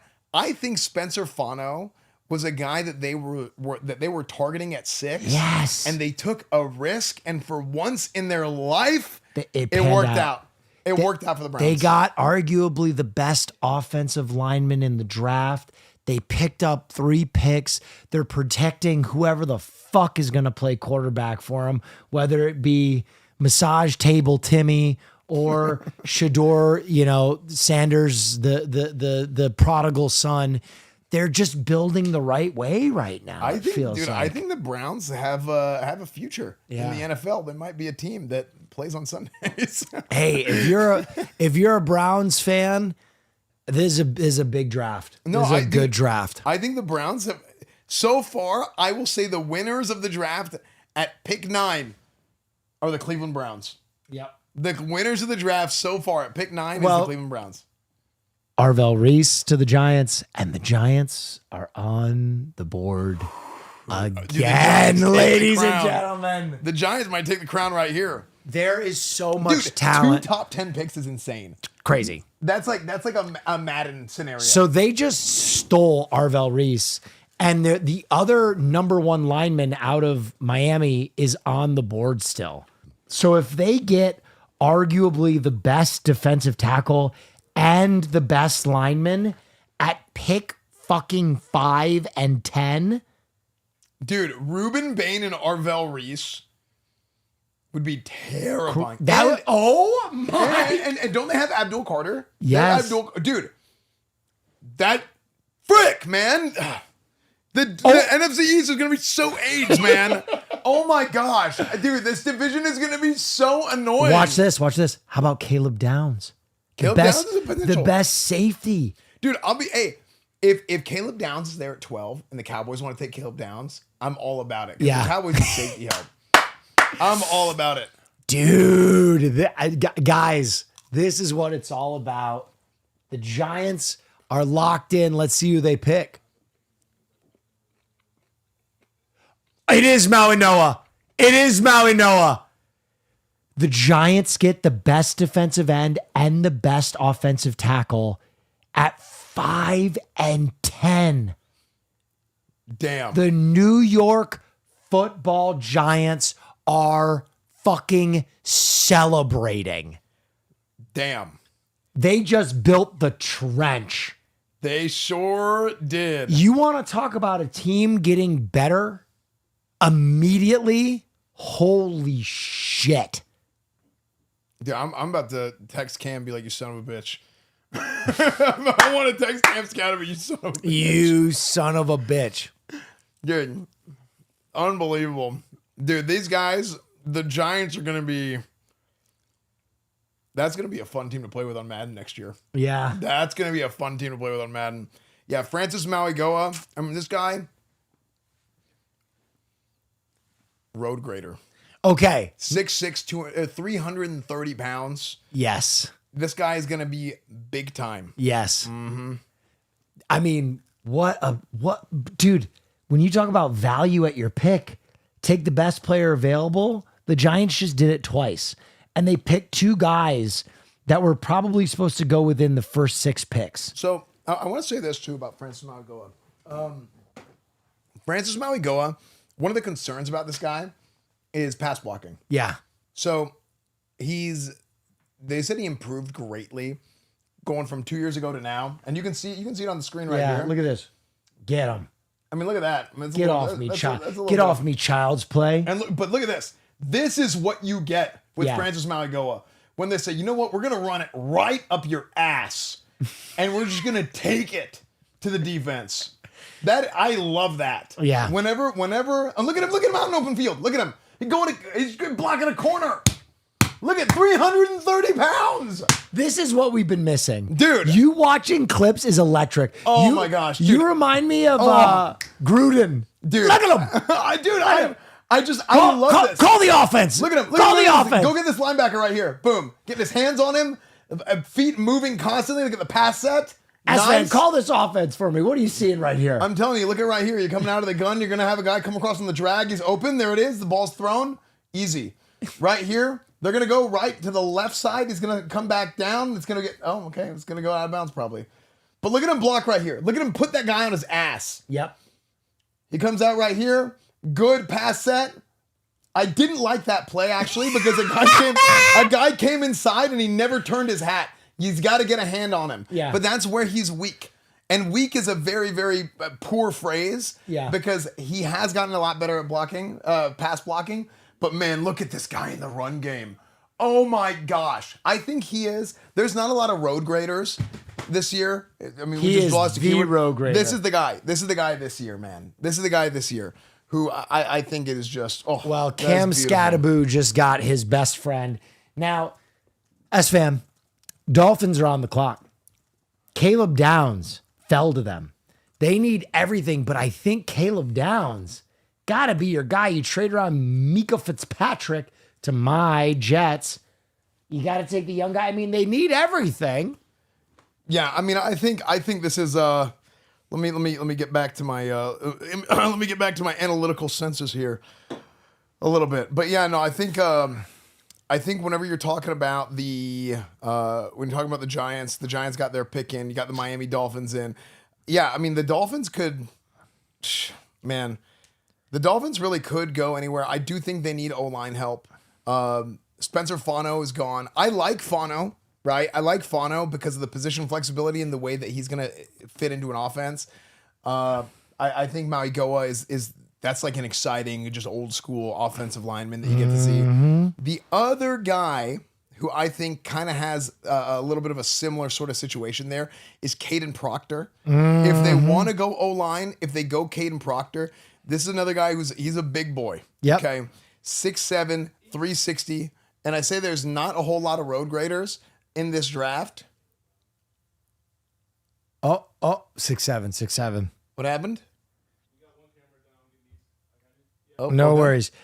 We still got Ruben Bain on the board. We still got Makai Lemon on the board. We still got Monroe Feeling. We still got Kenyon Sadiq, Jeremiah McCoy, Dylan Thieneman, Kendrick Falk, Akeem Mesidor. We got some names. But Kaden Proctor's another guy who's kind of got that road grader, old school Alabama offensive tackle, big, tall, strong, not super fast. I mean, this is not a guy who's gonna be able to move very well. And there's also been reports about like Kaden Proctor being just kind of lazy. He's kind of fat. Okay, and that's the thing. It's like we used to have a rule. The rule was no fat linemen. Right. Yeah, no fat lineman was the rule, and fat wasn't a physicality thing; it was a mentality thing. Yep. So if you're fat, lazy, just being fat, like, we don't like that. Okay, We need to get a drink in you. I feel like you're having a good time. I'm having a great time. I might toss back a Red Bull number 4 for the day. Oh my God! Heck yeah! You're gonna be vibrating, dude. Man, look at Francis Maui Goa. Okay, look at that. Tribal chief, man. Look at he that, looks man. like Roman Reigns with the it looks like a pro Samoan wrestler, chain dude. on. That's sick. Yeah, I was gonna say this guy's coming out like a pro wrestler. Dude, look at the suit with the shoulder pads, the beaded shoulder pads. That is sick. Yeah, dude, he's looking freaking good. Wait a minute! The Cowboys are on the clock. The Cowboys have traded down with the Dolphins. The Ladies and Cowboys gentlemen. move up one spot. I hate moving up one spot, by the way. Okay. Because if you're moving up one spot, It's got to be Caleb Downs. I think Caleb Downs would be a great pick. I think Caleb Downs would be great. They also might go pass rusher because they could go Ruben Bain. Dude, I mean, Caleb Downs, Ruben Bain. okay, watch this. Okay. What if Ruben Bain slides to the Jets at 16? Okay. And now they you're get the two best defensive ends in the draft. How many did you have? Jeff, how many drinks did you have, man? How many drinks did this guy have? I think this is my tier list right now. Caleb Downs. Yeah. Caleb Downs, number 1. Number 2, I would say Ruben Bain. Now, if you really want to gamble, I'm a gambling man. Ruben Bain now, Yeah. and you wait on safety because Dylan Thieneman is still on the board too. Dylan Thieneman is one of my guys. I love Dylan Thieneman. Yep. Okay. Having a white boy in the secondary, it's a swag. flex. It's swag. It's a flex. It's like, you know what I mean? It's kind of like, hey, check out our white boy. Dude, seriously, like, it's a swag thing. Yeah. I'm telling you, like, when you got a white guy who can play in the secondary, Yeah, it's like having a Larry Bird on your team. Like, dude, like, what's his name? Cooper DeJean. Whenever Cooper DeJean kind of popped off with the Eagles, this guy became a fan favorite because it's like they're the underdog, right? They're the underdog. It's just fun to see. Wait a minute. I'm seeing all kinds of info right now. Okay, George Pickens traded is a meme. Okay, so anybody saying George, don't talk about getting Pickens traded. There's no way that's They did not real. trade him. That's just a meme. Okay. Okay, but I'm seeing other info. Esfand, What? you got your safety. Caleb Downs. Is that confirmed? Cowboy. Give it to me. What, dude? That's awesome. Caleb Downs, awesome. baby. About damn time. Dude, these guys have missed on safety year after year. That's when a big awesome. time player is out there at safety, they haven't. I mean, this has been like 20 years of the draft where these guys have just like either missed. Quickly, just want to give you the info. They gave up 177 and 180 to move up one pick. That's 2/5, right? Yep. Okay. Not horrible. Not horrible. Not horrible. Not horrible. Now, I don't like the idea of moving up one spot. I think they were worried that they were going to pick Downs. I think whenever that happens, so this is actually what happens a lot of times. It's just what I've heard. Hey, here's your guy. Oh my God! He's a baller. Ball hawk. He's Look a at baller. that. I love it. Look at this guy coming in. Look at this guy. Look at this stupid snap count. Trying to fake people out with fake clapping. But look at him. Oh man. Oh, he dropped it. Try and sell that you actually intercepted it. This guy needs to take acting classes, man. Yeah. You got to take acting classes, man. Just act like stand up, go run it back. Oh, look at him come fill that hole. Oh my gosh. Oh. Caleb Downs, baby. We got Downs in Dallas. We got Downs in Dallas. We got to work on that. I love it. Give me the Downs. Wait a minute. Beautiful. Wait a minute. Dude, I would wear that shirt. Yeah. So would I. I mean, I'd wear it on my shirt. I wear that shirt on my shirt. Look at him come in here. Just, oh my gosh, dude, the run fits. A safety that is coming up and he will hit you in the damn mouth. A safety that will come up and make a play on the ball in the passing game that will stop the run. That just, look at the containment. Oh, dude. Okay, so there's a concept of when you're playing contained, you have your force player, you have your alley player, and you have your cat player. And right there, he's staying in his run lanes, and they show that highlight, and it's like, okay, what's going on here? He's not doing anything, right? No, this guy's the cat player, and he knows it. You know who he reminds me of? Who? One of my favorite players of all time, Jamal Adams. Just a Jamal Adams, a safety great that safety. is so aggressive, knows the game, is going to, even though he's undersized, he's going to go up there and play like a pit bull. He's going to get you a few sacks. He's going to fill, and he's a dog in coverage. Yeah, man. Caleb Downs. What a pick, man. Caleb Downs, baby. That's a big day. Hey, for Texas's first pick, that's a big day. Yes. Big. Hey, big. Tejas. Man, I love it, dude. That is a fantastic pick. Caleb Downs, man. All right, and now the Dolphins, after trading down one, are on the clock. Gotta be Ruben Bain. I think so. Ruben Bain. Hometown hero. Yep. Ruben Bain. Miami to the Dolphins. Miami to Miami. Come on. It writes itself. And I'm going to be honest, no one thought Ruben Bain was going to be on the board at 12 for them naturally. Nobody. 100%. And this is what I said. With that manslaughter charge, you kill someone with your car. There was a potential for him to slide. I talked about it at the beginning of the draft. People were like, but he wasn't charged. But it's a character thing. Well, and as you said, it only takes one team to pass. one team. before they start dropping. So, yeah. And look, I think in Miami's case, look, if he's got to go to court, he doesn't have to travel far. So look, it's no, I think, I mean, this is look, this is it happened 2 years ago. Yep. This isn't a case of he hit somebody else. He's out with his friends. They're driving. They're doing something stupid. They're probably driving a little bit reckless, and it ends up causing an accident that I'm assuming if he's in his own car, something that eventually takes one of your own friends' lives. Yeah. This isn't like a malicious sort of thing. It is tragic. It is tragic. And it shows a maybe a little bit of a lack of A lapse in judgment. a lapse in judgment. Yep. And unfortunately, that lapse in judgment had a terrible, terrible, terrible price. Yep. But I don't think it's a character thing. You know what I mean? It's not like this guy intentionally went and like he robbed a bank or something. You know.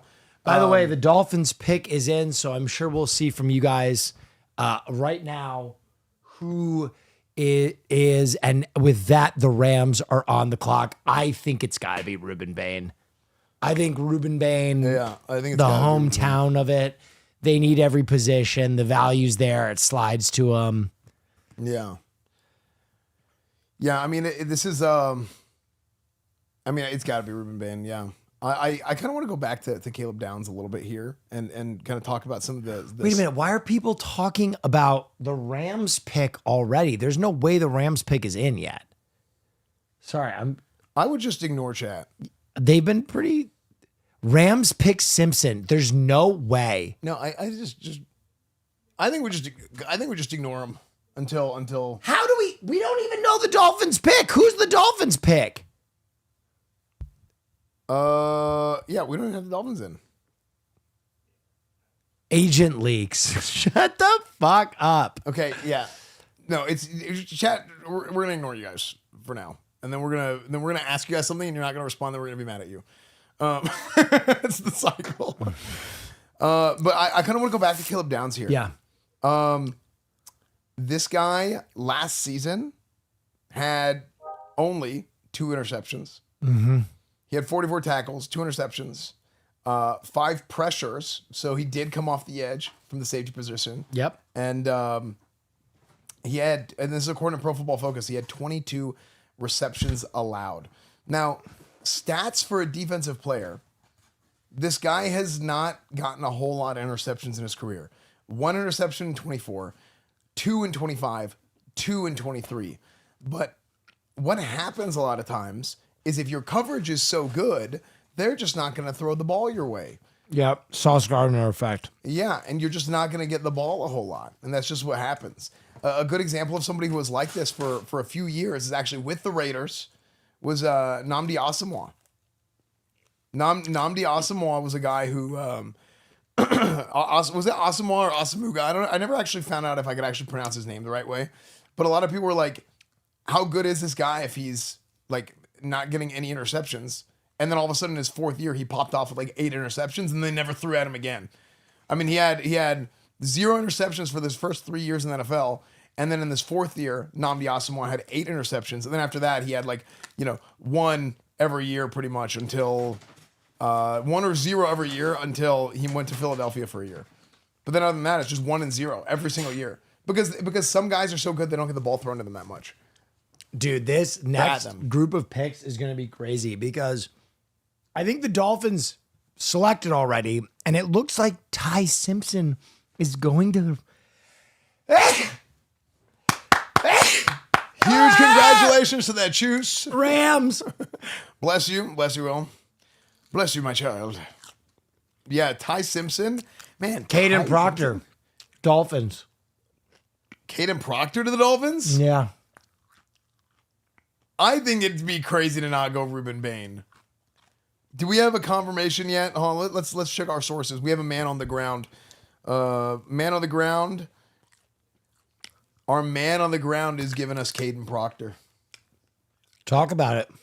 Kaden Proctor, chat. This is a guy who we talked about a little while ago as a potential pick. This is the 3rd offensive lineman off the board. Kaden Proctor, as we drop our keyboard. This is a big The guy. draft is getting crazy again. The draft is getting crazy again.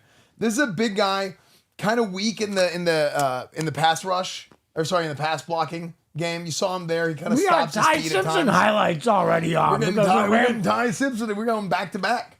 But look at him run block. Now you see him. He kind of stops his feet sometimes, and let's see right here. He stops his feet, but man, this guy can just overpower you in the run game. And big man big with the reception. catch! Yeah, give it to me. Okay, now look at him. Look at his feet. His feet get kind of slow. His feet get kind of lazy in the passing game. But man, you get this guy in the run game, just to the whistle blows, just absolutely pounding dudes. Feet get a little bit slow there, and he tries to like lock them out and try and muscle them a little bit. That's my concern with Kaden Proctor.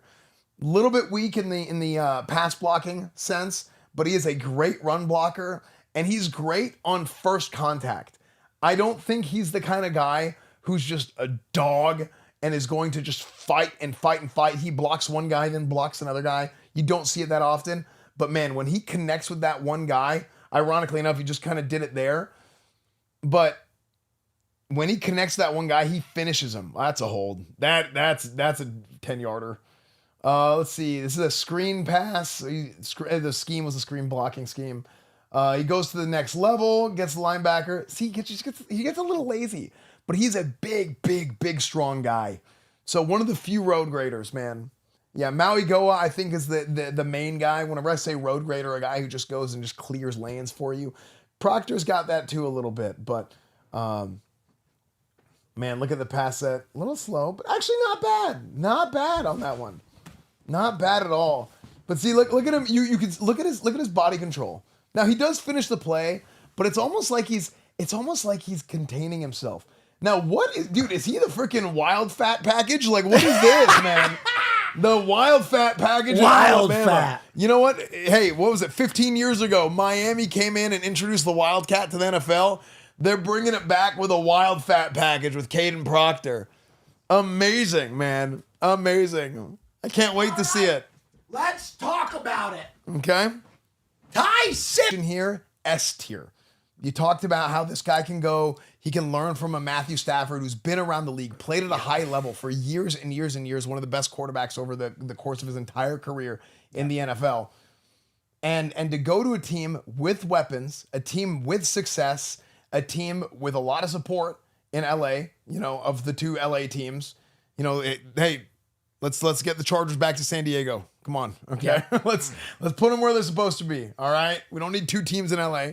So Ty Simpson, a player who a quarterback only started 1 year. Now he played at Alabama for 4 years, I believe.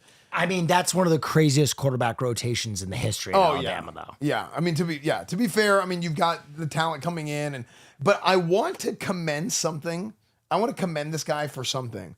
And in the current era of college football, where these guys are not team players anymore. These guys are mercenaries. Yeah. Okay. These guys, he waited to play at Alabama. This guy wanted to play where he did. That was his team, and he stuck it out. These guys all come in. They're the number X, single digit player in the country of whatever position it is. And if they don't play right away, they're gone. Yeah. They get the money, whatever, the transfer portal. It has made college football miserable, absolutely miserable to coach. But this guy stuck it out, and he's playing at Alabama, and he played at a very high level in his last year. Started 15 games, 11-4 record. Yeah. Very successful. So and look at the thing with Ty Simpson. Hurt at the end of the year. I mean, the other thing I want to talk about is, other than how lucky Ty Simpson is to be in this position, I want to talk about two things. One, I think the Rams thought that they had to take the pick where they did because they were worried the Jets were going to take Ty Simpson. I think there were a lot of rumors floating that the Jets wanted this guy. And then the second thing is, I'm a little confused by the pick, though, because the Rams are all in right now. And there is a ton of talent on the board that could help them win a Super Bowl. So for a team that's so all in right now to possess the 13th overall pick, to invest in the future feels a little strange. So for Ty Simpson, the player, I give this pick an A+. For the Rams, the team, I'd probably give this pick like a C, C-, because there's so much quarterback talent next year. You're going to have Stafford for a year. You really have to believe in the player to pick him at 13, especially with all the talent still on the board that can help you win a Super Bowl.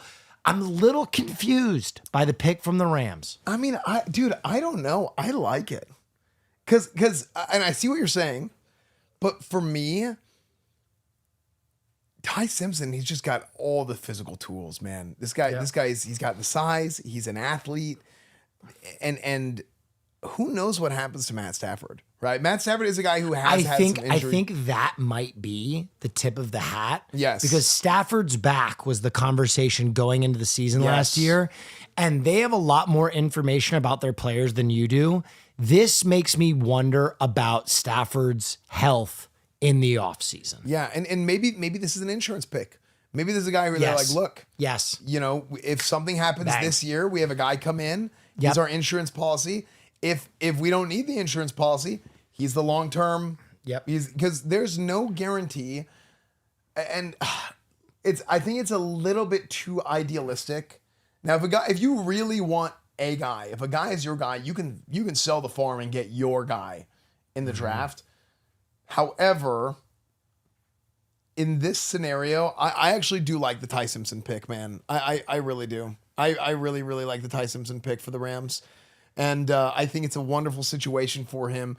He's going to have an opportunity to grow, and that is your successor. That is your heir apparent. Ladies and gentlemen, we're getting words.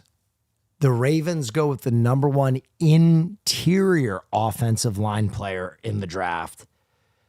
And this is going to be a hard one for me to pronounce because I'm dyslexic. So I will try. Olaveviga Ione out of Penn State. Another Samoan. I don't know if I fucked that up, but I did my best. He is going to Baltimore. Baltimore invests in interior line help. I mean, they need it. They do. I mean, I think the thing is with in Baltimore, that team and the identity of that team is just dirty, nasty. They're in the trenches. They're mean. And I think going O-line, is the play. I think going O-line is a great pick for them. Oh, can I tell you right now? I just gotta be honest. I'm so horny for the Jets. There's so much talent. I don't blame you. Ruben Payne to the Jets at 16, and I shoot a load through the fucking wall. Dude, you're making me horny at this point, man. Yeah. I'm getting excited for the Jets. Makai Lemon's still on the board. Can you imagine? Come on! I think Makai Lemon's going to the Bucs right now, though. Yeah, dude, but can you imagine if Makai Lemon is there for New York and they draft Makai Lemon and he plays for them for a year and then they trade him because that's always what they end up doing. Okay. Come on, man. You're like the friend who texts me who's like, yo, your ex-girlfriend looks so happy. She's on a date with that guy who works in finance. They look so happy. Dude. She's lost weight. Her tits look bigger. Are those bigger? Does she have some work done? Please don't. That's okay. The Bucs are on the board. The Bucs are on the board. Yeah, Esfand, you jackass. Thank you. It's okay, Will. Your movie takes our ass, you son of a bitch. Okay. Too far. Mods, kill that guy. Mods, publicly execute that guy, please. Thank you. Oh, man. Mods, have that guy drafted to the Browns. Hey, the Browns, that might be a good thing if things keep going the way they do. Mods, make that guy the starting quarterback of the New York Jets. Okay, hold on. That should be, come on. Twitch, if you saw that, please don't ban Will for that. Don't ban me, I'm sorry. That's like, that sounds like a hate crime, what you just said. But yeah, man, it's it's gonna be a good time, man. I think this draft is gonna keep on being good, dude. This actually, we say this every year, and we're like, this might be the craziest draft that we've had. Yeah. And I think it's because we probably have CTE or something and can't remember what happened the year before. CTE. I think it's CTE, but I think it's also this. I think there has been a transition in head offices where they're more metrics focused and it's less vibes based. Yeah. A while ago it was very vibes based, but I think now there's so much time, there's so much planning that goes into the draft. And I think the other thing is a lot of these head offices have buttoned it the fuck down, where they have said, if you leak our draft strategy to any of these guys, Mel Kiper, etc., we're gonna fucking execute you. So I think a lot of these draft experts, they have no fucking idea anymore. Yeah, I think that's part of it. Yeah. But I'll tell you something else. I think within the league, I think everybody knows what everybody's doing, like to some degree, because so many people work with like it's what do they call it? The old boys club in the NFL a little bit, where it's like guys will be around the league and they come from the same sort of pipelines. And I mean, you have the whole Belichick sort of tree, right? Where look, like father, like son, Belichick and Vrabel are, they enjoy the ladies very much. Yep. And that's just how it is. People kind of know what the strategies are going to be around the league because of the people they've worked with. Yep. So we're getting news. The slide has stopped. Ruben Bain is staying in Florida. Ruben Bain is going to the Bucks, which means my number one guy on the board, Makai Lemon, is there for the Jets. Are you there, God? It's me, Will Neff. Just walk, put the fries in the fucking bag, Aaron Glenn. Give me Makai Lemon. Makai Lemon to the Jets would be insane. I would be so fucking happy. Let's take a look at these highlights from Ruben Bain here real quick. Yes. Ruben Bain, Dog. big, strong, Dog. Absolute He's so dog. good. Absolute dog. Look at him come in and just crash into the offensive line right here. And he's lined up. Let's see this next play here. He's lined up on the edge there. He's number 4, coming in off the edge, crosses face. Relentless, absolute relentless pressure. Yep. Look at that. Pressures the quarterback, goes in to make the tackle, coming in from a 2-point stance, getting that outside edge, getting held. Yeah. Where's the flag, ref? Oh, wait, he got a sack. Never mind. We don't need a flag. Dude, beautiful. The thing you want to talk about with this guy, and you'll see it right here, bend. Bend is something that every NFL expert will tell you about, and it's something that's kind of frequently talked about, seldom understood. If you look in the dictionary at an end that can just fucking move his body like he's doing goddamn Bikram yoga as he gets around the edge, it's Ruben Bain. Dude. He dips, he bends, Beautiful. he's limber. Watch it again. Yep. Okay, so he comes in off the edge, screaming. Bloop.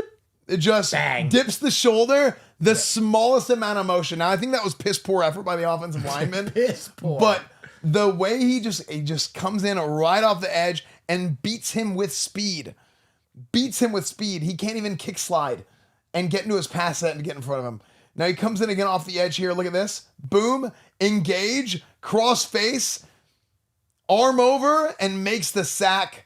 Beautiful play from Ruben Bain. You're going to see it again right here. Off the edge. This guy is a finesse player, a speed rusher. And again, relentless effort. You can't coach effort. You can't coach that killer mentality that this guy has got. Playing on both sides of the defensive line, engaging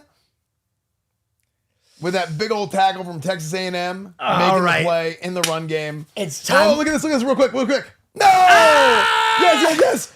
Yeah, gets a hand on the ball on special teams. All right, ladies and gentlemen. Let's go. We got to talk about it. My New York Jets are on the board again, and everybody was talking about the Jets trading down from 16. I don't think that's the case anymore. I think the Jets got their dream scenario. I think Makai Lemon in the slot next to Adonai Mitchell, next to Garrett Wilson. You've got your receiving core. Finally, you get your quarterback next year. Don't overthink it. Just fucking do it. Give me Makai Lemon. Do it. Oh, man. Man, there's a few things in life that give me more joy. And it's not, it's not malicious. Yeah. It's not there's no hate there. But man, is it funny whenever Will gets disappointed? and I, part of me as a friend, I want you to be happy, but there's just an. Do you remember the last player that this happened for? It was defensive Jackson Smith and Jigba. And And they ended up taking the Iowa State defensive end. Yes, right? I was screaming. Dude. I was screaming, Jackson Smith and Jigba, he's right there. And they overthought it. Dude, who did they take? Jets defensive end? I mean, Kenyon Sadiq is another guy that I would be very happy with. I love Kenyon Sadiq. I'd be very happy with Kenyon Sadiq. Yeah, no, I love him. Iowa State. Jets defensive end from Will McDonald. That's who it was. Yeah. Yeah, and we were both not super like high on Will McDonald. I thought like he had potential, but like there wasn't like a, hey, this guy's gonna come in and be the guy. And I don't really think he's produced. No. For the Jets. I think he's kind of been not Jackson Smith and Jigba. He's been not Jackson Smith and Jigba. Oh man. I think it's Sadiq. Okay, if it's Kenyon Sadiq, that is a phenomenal pick. That is, and that's a guy we haven't talked about at all. I'm actually so okay with that. Because I think he is a freak show. Yes. Kenyon Sadiq, size, speed, explosiveness, hands. This guy's the whole package. Yep. I mean, this guy runs in the 4.3, 4.4 range. I will say I'm a little sad, not because I don't love the player, but because I love Jeremy Ruckert. Jeremy Ruckert is a kid from New Jersey. He's our tight end 2, who we picked out of Ohio State a few years ago. I love him. I love his family. This does not bode well for him making the team. I'll be honest. But I think Kenyon's safety out of Oregon could be their pick. They're also looking at some linebackers. Could we see our guy out of Texas or our guy out of Georgia be picked for the Lions? I mean, I think with the Lions are actually sitting in such a nice spot that you very much can go with the best available. Yep. And you're going to find a way to play whatever guy that you get. Find a way that whatever guy that you get, you're going to find a way to play him almost immediately. And he's going to make an immediate impact on the team. Now, there's I don't think you mentioned O-line. I did not. And I do think that the Lions, what made the Lions so good in the last few years is that they really shored up their O-line and got to physical football. And that's really, the Dan Campbell, hey, we're going to be crazy. And everybody talks about the Lions as like, hey, at 4th and 15, we're going for it. Okay, that's what people think of when they think of Lions. And yeah, that's great and all. But I think what really made them good is they rebuilt that team at the core. Well, there's only one tackle with a first round evaluation left. Blake Miller out of Clemson. Yeah, well, there's also I believe you have. Let me double check this. Do you have Monroe? I think that's the last offensive lineman with a first round rating. Well, you also have Monroe Freeling, and Monroe Freeling is a guy who's, and I agree with you. Maybe he's. You have like 2 options here if they want to go O-line, but Monroe Freeling is an athlete. He's tall, 6'7", 315. He's different than some of these other guys we saw who are more the run blocking, kind of like stick your nose and just get in there. Yeah. This guy's a little bit more finesse. This guy's got good feet. This guy's got the ability to move laterally. Okay, you can get him out. You can get him out on screen passes. Let me look up where Monroe is evaluated. You can keep talking. Okay. I'm just looking. But yeah, Monroe Freeling is he's kind of like an edge case for the first round. But the agility that he has, okay. No, I'm wrong. Monroe Freeling was evaluated around the 16th pick. Okay, so yeah, Monroe Freeling is also like I said, the what you're getting with him is a guy that you can hopefully put some weight on because he doesn't really have the same sort of power that these other guys have. But I think you can build that. You can build power. You can coach that up. Yeah. Right? I don't really think you can coach people to be aggressive. Oh, the pick is in. Oh, we're getting the animation right now. The pick is for the Lions. I'm so sorry. We were behind. We got caught up talking. Who's the pick? Who's the pick? Chad, help us out. Ladies and gentlemen. The dick is in. The dick is in. Blake Miller. Clemson. Blake Miller. So there you go. So they do go O-line, but they took your guy, Blake Miller. Yep. Yep. And that's the thing. We thought it was going to be between one of these two guys. Look at Blake Miller here. Okay, so let me talk about Blake Miller because I already know. Go ahead. White boy. How tall do you think he is, Esfand? Man. 6'7.5". Yeah. 6'7.5". He's almost 6'8". 6'7". Do the hands. Make me feel better. That's hell yeah.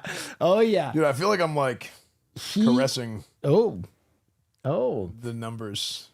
He is an absolute fucking monster. His stature is incredible. He is more of a pass blocker. He really can set that edge and give your quarterback some time. I mean, it makes sense out in Detroit, but I think he's very similar. I think he's very similar. And you kind of have two guys here that you're looking at. There, you have the option of two guys, Monroe Freeling or Blake Miller, and they're kind of similar prototypes. And it just comes down to which one you want. Yeah, you got to pick your poison here. And if they want to go line, which they did, we were right about that, which is cool. This guy is a great athlete. Yeah.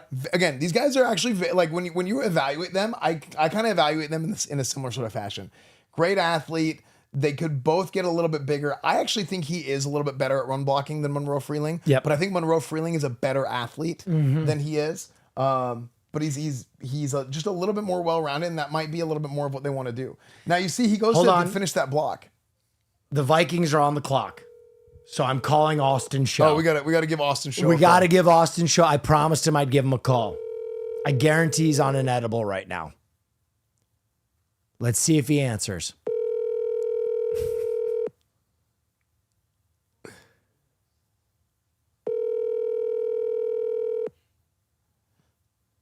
Where is this guy? I'm calling his boyfriend. What? I'm calling his boyfriend.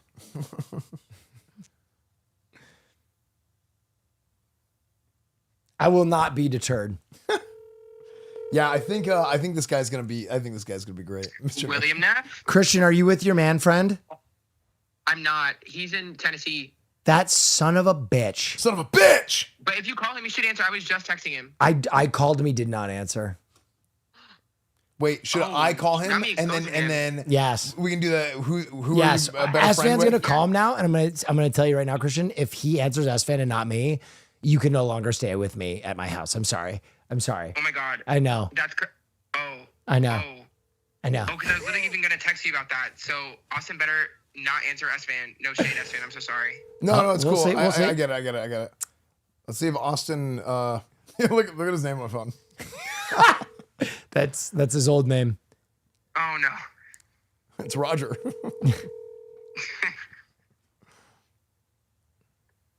Let's see if he answers. He did not answer. All right, Christian, Wow. you're safe. You're safe. You're safe. I love you. Congrats, Christian, Love you too. on the being safe. Okay. The Vikings are on the board. They need a safety. They need a wide receiver. They need a defensive line. Mekhi Lemon could be a pick. Dylan Thieneman could be a pick here. You could see the other guy out of Toledo go. I think Dylan Thieneman would be a. I think if you're a Vikings fan, I think Dylan Thieneman is your like you're probably just salivating over this guy because you're like, oh my gosh, it's Harrison Smith all over again. Yep. You know, I think if you're a Vikings fan, that's your guy. The Vikings are racist. They would never take a white DB. True. What? It's just trolling because of Harrison Smith. I know. Wow. Okay. I'm getting word. Hold on. Wait a minute. Hold on. Let me check this. Wait a minute. What the fuck? Caleb Banks? The pick is in? Caleb Banks? Caleb Banks. He was not evaluated to go till pick 50. Defensive line, Florida. Caleb Banks. What a shocking pick. What a reach. I mean, okay, I'll give my assessment of this. Okay. Caleb Banks is a guy who had an amazing Senior Bowl, right? He performed really well in the Senior Bowl when a lot of teams went out and were evaluating people. He has been a riser, but if you had told me he would rise as high as pick 18 from a pick 50 evaluation, that's insane. And how do you feel about the pick? Well, I haven't had a chance to. I know this is not a good sign of my fandom, but I'm delayed here because my best friend's getting married, so I'm hosting his bachelor party right now. Oh, okay. All right. Oh, I'm so sorry to hear that. I would know, but who did we pick? You're delivering this for the first time. Okay. Austin Show, your pick is the number 44 evaluated prospect in the draft. Really? Caleb Banks, defensive line, Florida. So, and where did we pick? Where did we pick him at? 7, 8, 19? 18. 18. Is that's a if he was ranked 44, why'd they pick him so early? Well, that's why you're the expert here. Now, I thought you would go with white boy secondary expert Dylan Thieneman out of Oregon. Well, that's what I'm saying. Yeah, because I thought our need was in the secondary, but I mean, I'm gonna. Flores is a defensive mastermind, so I'm gonna trust what his vision was here, and he's taken that defense consistently. In my opinion, a Super Bowl contending defense year after year. Now, Austin, are you hammered right now? Have you taken an edible? No, I'm actually sober. We haven't gotten to that point. Oh, well, then we'll call you back later, Austin. Bone sober. Can you give us a call back later when you're smashed a little bit so we get a little bit more energy? For sure, yeah. All right. I'm in a hey, restaurant. Congratulations. We love you. Yes. We'll talk to you later. Talk All to right, you bye, later. Austin. See you, dude. That's funny. Wow, I'm surprised by that pick. I don't think it's my least favorite pick of the round, but I would say it's probably bottom 4. Yeah, I don't know. It might be my least favorite pick. I think Caleb Banks is okay. I think he's a good player, but Right. I just don't think I would have taken that pick. I think Dylan Thieneman. Man, Dylan Thieneman is going to be available at 20. The Cowboys could have taken Ruben Bain and Dylan Thieneman. What if they take Caleb Banks and Dylan Thieneman? Dude, and they just double down. Dude, I'm actually so down. And I would have love the that. best fucking safety in the NFL. Dude, that actually, I would be so down for that. Oh my gosh, the Eagles just traded up. What if the Eagles take Whoa, Dylan Thieneman? no! The Eagles traded up? The Eagles just traded up. Oh, God! Oh, Jesus! Protect us! Dude, the Eagles trading up. I think it'd be so funny if they took Dylan Thieneman because that would make half their secondary white guys. Oh my God! It can't be this way. I think 3 Swaggy white boys in Philadelphia. Oh my gosh, that'd be so funny. Dude, the exciting whites. The exciting The whites. exciting whites is such a funny nickname. Oh. Who's the man? These guys run a podcast. What is his name? Will Compton and Taylor Lewan, right? yeah. But did you see the Will Compton thing? He did this like 2 years ago. It was like the NFL like all white team, and like he's like, I think you could put together the NFL all white team. Yeah. And I think they would be pretty good still. And he goes through and he made like it was Cooper DeJean's year. Whenever Cooper DeJean popped off. The exciting whites. He's like, is finally so Cooper funny. DeJean made it to where we could do this. Wait, who did the Panthers pick? We didn't get the Panthers yet. I thought we.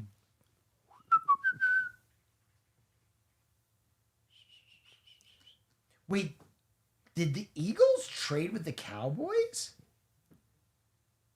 The Cowboys are sending pick 20 and a 2027 7th rounder for the Eagles pick 23 and pick 114. So a third? Wait, the is that Eagles fair? traded with the Cowboys? That's so weird. Oh, Panthers take Freeling. Oh, okay. Panthers take Monroe. Okay, so we missed that.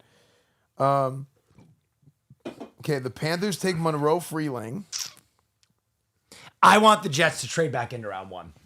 Do it. Yeah. Give me Makai Levin. Makai Lemon. By the way, chat, guys, there have been so many of you here joining us today. I'm so grateful for all of you supporting our special interest. We've been doing this for the last fucking 4 years. Yes. Thank you every year for showing up and supporting. You mean the fucking world to us. Yes. If you have been enjoying the show, tweet at ESPN, tweet at Pat McAfee, tweet at Disney, whoever, and be like, you know where I watched the draft this year? I watched it with Will Neff and fucking Esfand because they bring it, because we would love to do this in a more professional setting, because we built this with our own fucking hands. Literally. And you help build that because you guys show up every year for it, and we appreciate it. Hand. Yeah, we appreciate it. Myself and my laptop. No, it's on my shirt. It's on his freaking shirt. Look, dude, blood, sweat, and barbecue sauce. Oh my God, the Eagles took Makai Lemon. There's no way. Yeah, Philly's over there chilling, cheering in the background. Did they trade Lemon to the Eagles? Who lets these fucking birds steal the best players every year? Man, dude, the Eagles just kind of sit there and they just kind of just enjoy the spoils of victory sometimes. Yes. And we were talking a lot during the. Can we show the Monroe Freeling highlights a little bit again? Sorry. Yeah, thank you. Yeah, let's show the Monroe Freeling highlights because I want to show this again. Now you'll see he's very similar to Blake Lemon from Clemson, but I do think he's a better athlete. I think he's more explosive. He's more agile, but I don't think he's as good at run blocking. Exactly. I don't think he's got the same sort of power, and I think that's something that you are going to have to add to his frame. Some size, get him some power, coach him up there. But I do think Monroe Freeling is going to be a great player. Look at him. Look at him move his feet. Look at him move his feet. Nice. Go there. Boom. Gets in the D tackle. Climbing. Still blocking. See, like, dude, I want you to have a Gruden's QB room for offensive linemen. I would watch 1,000 hours of that. I love watching O-line. Good O-line and D-line play is so exciting to me, dude. Just look at this guy. Gets on the outside linebacker. Kind of lazy, actually. Yeah, I was lazy. He stopped moving his feet. But look at him connect. He connects and he just keeps going. He's not always lazy, right? But sometimes it just kind of happens. These big boys get tired sometimes. But look at this. Look at him. Yes, gets his hips turned. Whenever he gets his hips turned, that creates a running lane for his running back, man. He goes out here, goes out wide. Yes. Oh, look, all he had to do was just get a hand on him. Yeah. But the fact that he had the speed to get out there made it to where that guy missed, because now he has to account for him. He's trying to avoid him. Well, the Panthers got themselves a dog. Let's talk about the next storyline. Makai Lemon. Freaking Lemon. Makai Lemon to the Eagles means A.J. Brown probably fucking out to the New England Patriots for sure, guaranteed, locked in. Bye-bye, A.J. Hello, Makai. You got a dog in Philly. Absolute dog. A dog. This matches Philly's energy so much, dude. Yes. I mean, this is like, this guy's the snake charmer. Yeah. So look at him come here. This is looks like an RPO, or maybe it was just a straight up play action. Look at that. The body control. Yep. Look at that body control. Like, oh yeah, look, he's sassy. Yep. Get off me, child's play. Yeah. So gets up, still going. You know what? I don't think that snake charmer thing is a one-time thing. Seeing how he gets up every time. No, I think it's his whole fucking vibe. Yeah, I think just insane body control, crisp routes, and absolute fucking terror over the slot. Yeah. You think I'm afraid to catch this ball over the middle? Fuck you, I'm not. I love the way that, and this is something that, you see different players play this differently, but look at the way he tucks that football in immediately after he catches it. From any position, jumps up, turns, the body control is there. Immediately that ball's tucked in, takes a hit, boom, high and tight, right there to his chest. I mean, this guy, I do think Makai Lemon is the type of guy who's been coached very, very well, but to accompany the great coaching is the natural talent, is the body control, is the hands. All right, ladies and gentlemen, here we go. The Steelers are on the board, and I thought that, they might be looking at the quarterback number 2 overall with... You got a tie pin? With Aaron Rodgers kind of being a question mark, but now here they are sitting at 21, and I have no idea where they're going to go. And now that we're on the other side of 20, you can also look for some needy teams to trade back to get 5-year control on a player. So you might see someone trade out of the first round now with these picks 21 through 32. Yeah, I mean, this is kind of, I think every year, whenever you get close to the end of the draft, it gets kind of mysterious. Yeah. You don't really know exactly what's going to happen.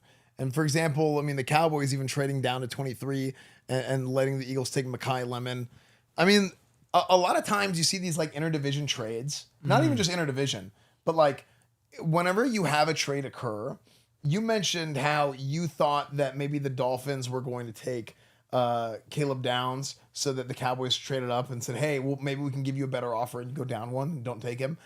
I think that happens a little bit less than, hey, we're going to give you an offer here and we're going to move up a spot so nobody else trades with you. So that's kind of like it's like a security blanket type of thing to make sure nobody else trades.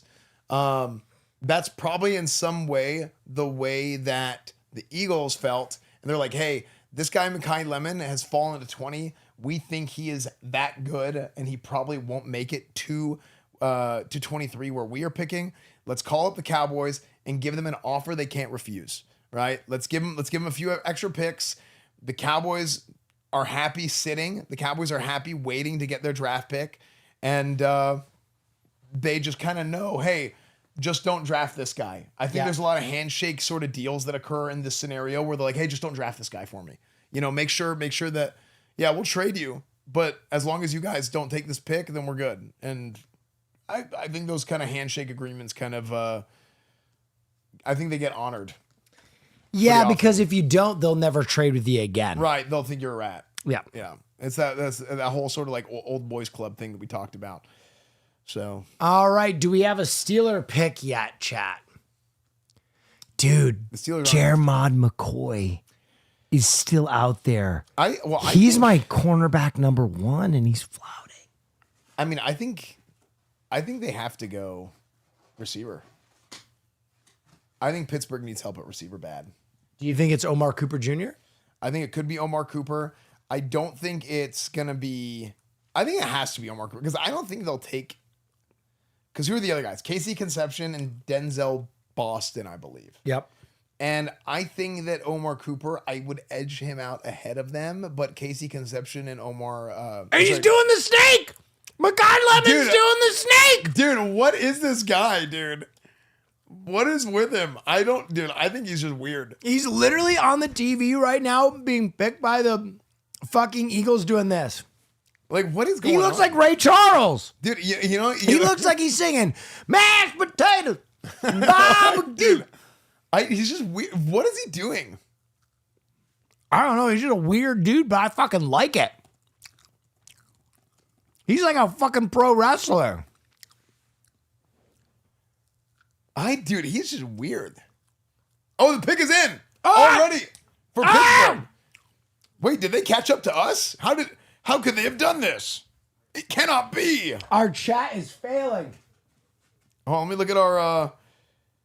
Oh my gosh, so our on the floor insider that we have actually has not given us a pick for Pittsburgh. Oh my God. So TV actually, this is the first time in 4 years we've done this that TV has caught up to us. We're in sync. Our on the ground insider still hasn't given us a report. These wings are fueling me right now. Yeah, I need to. I'm scared, but I'm gonna try again. No, get involved. Oh, I would love to. Oh. Okay. I hate to talk about the Jets again, but they have pick 33. You're really spicy. Yeah. I was a mistake.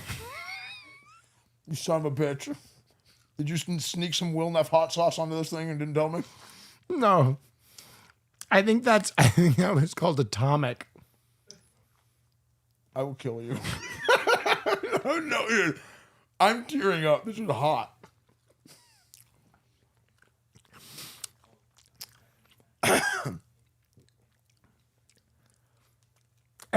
How bad is it?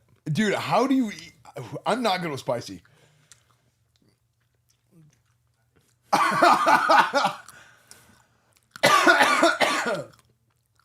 Oh, bull me. You need some ball. But the Jets have pick 33, which is the first pick of the second round. And when you have that extra time to evaluate all this talent that slips through, it's going to be...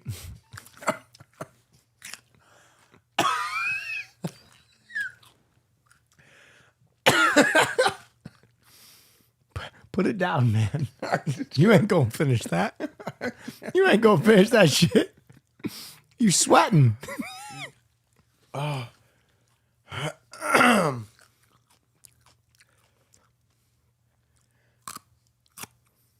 Tasted good.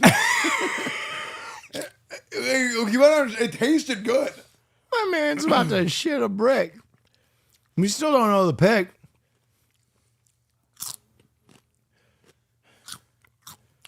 Oh, wash my hands before I touch my eyeball.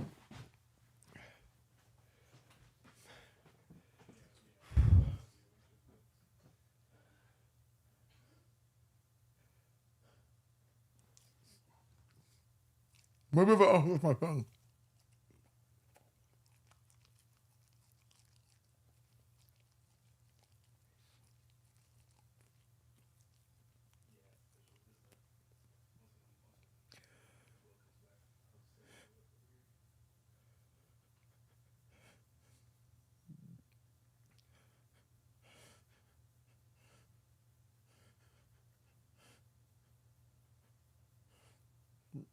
We have 12 picks left. I don't even know where we are anymore. No, we have 10 picks left. 10 picks left. Sorry, I'm after the Chargers, 9. Yes. Okay. Sorry, I've been drinking. Will the Cowboys trade again? I don't think so. I think, though, that you might see, as I said, a team trade in to the first round, maybe package some second round picks.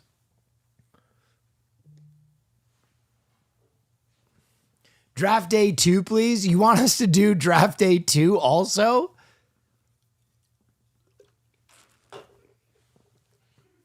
Akeem Mesidor. Okay, so interesting. Akeem Mesidor is the other defensive end out of Miami. He was a guy that's, a lot of people say he didn't get enough shine because Ruben Bain got the call so often. But really, towards the second half of the season, put together a very, very solid performance down there in Miami, the U. And here we go. We can watch some highlights. Check them out. Off the edge. Boom. Dips that shoulder. Give me that. Child's play. Cookies. Fuck off me, little bitch. He's really, really solid. You know, some people basically said that he might have been kind of the sleeper edge out of the group because he was the guy behind the guy. You know what I mean? In the same way that the running back behind Love, people say is the best wide receiver or running back other than Love in the draft. People say Akeem Mesidor is a guy that really got overlooked because he was behind Ruben Bain. So now he heads to Los Angeles to play for the Chargers. Oh, man. I didn't want to wash my hands before I peed, and it was a huge mistake. Did you actually touch your wiener with a tongue? No, I never touch my wiener when I wash my hands. All right. Now you got a lot of good linebackers left on the board. Hill could be a Dallas Anthony Cowboy. Hill from yes. Anthony Hill Jr. Hometown hero. Homegrown. Yeah, hometown hero, Anthony Hill Jr. I mean, I don't know if he's going to be a first-round pick. Hey, other linebacker out of Texas, Jacob Rodriguez.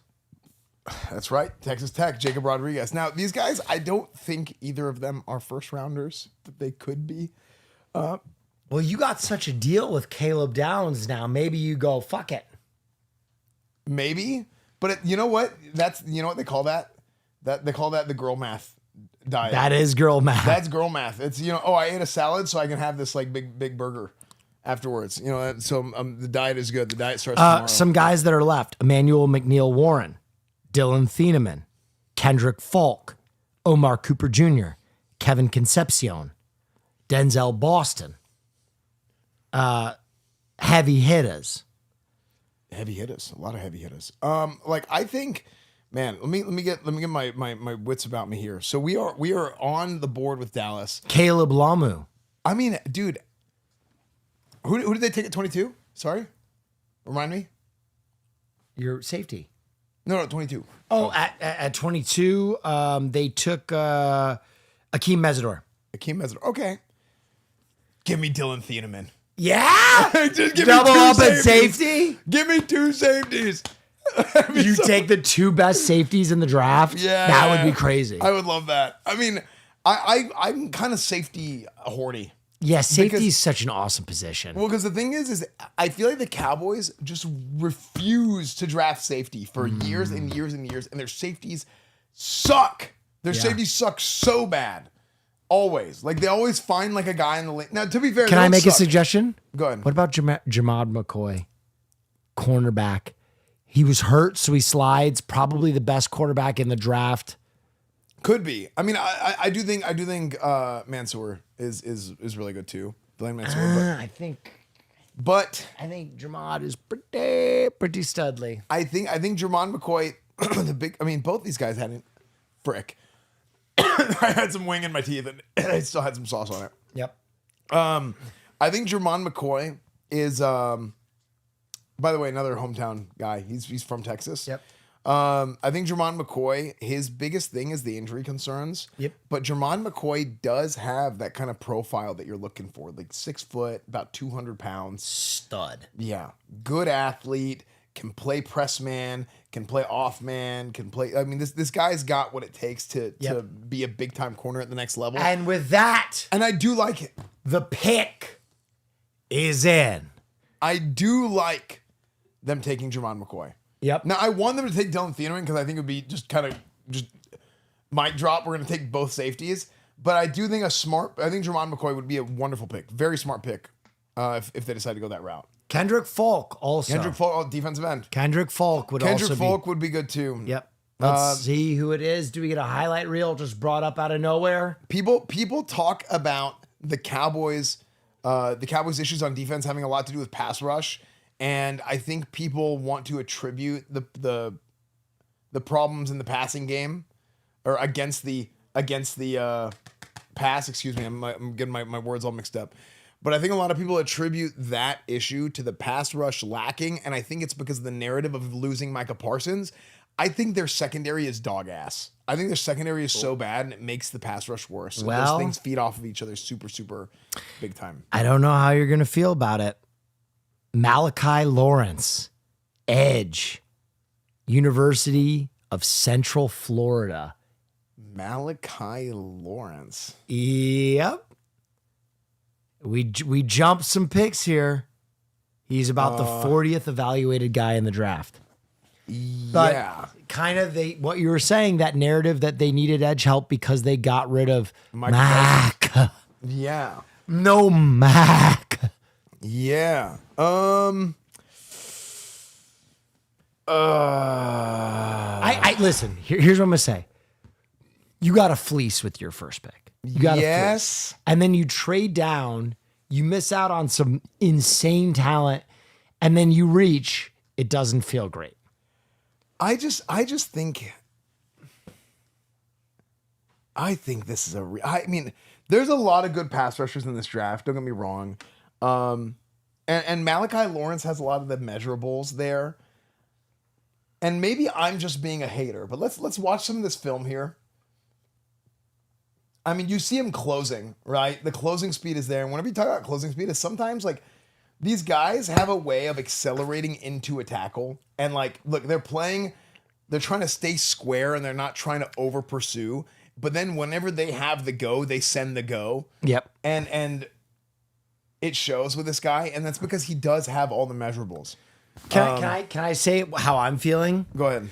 I think you always talk about you should take BPA. And this feels like a need pick, right? But also, it feels like you're leapfrogging Kendrick Folk, who is still on the board if you need edge. So that also feels strange for me. But, you know, sometimes a front office falls in love with a guy, and they must have really fallen in love with this guy. I mean, the thing is with Malachi Lawrence versus a guy like Keldrick Falk. Keldrick Falk is a big defensive end. Yep. He is a big defensive end. He's got a lot of power to him. And maybe that's not something that they're looking for their defense right now. Maybe they want a guy who they think is faster, who's a better athlete. Now, Keldrick Falk did not run at the combine. Yep. He jumped, and that was it. He did not bench. He did not jump.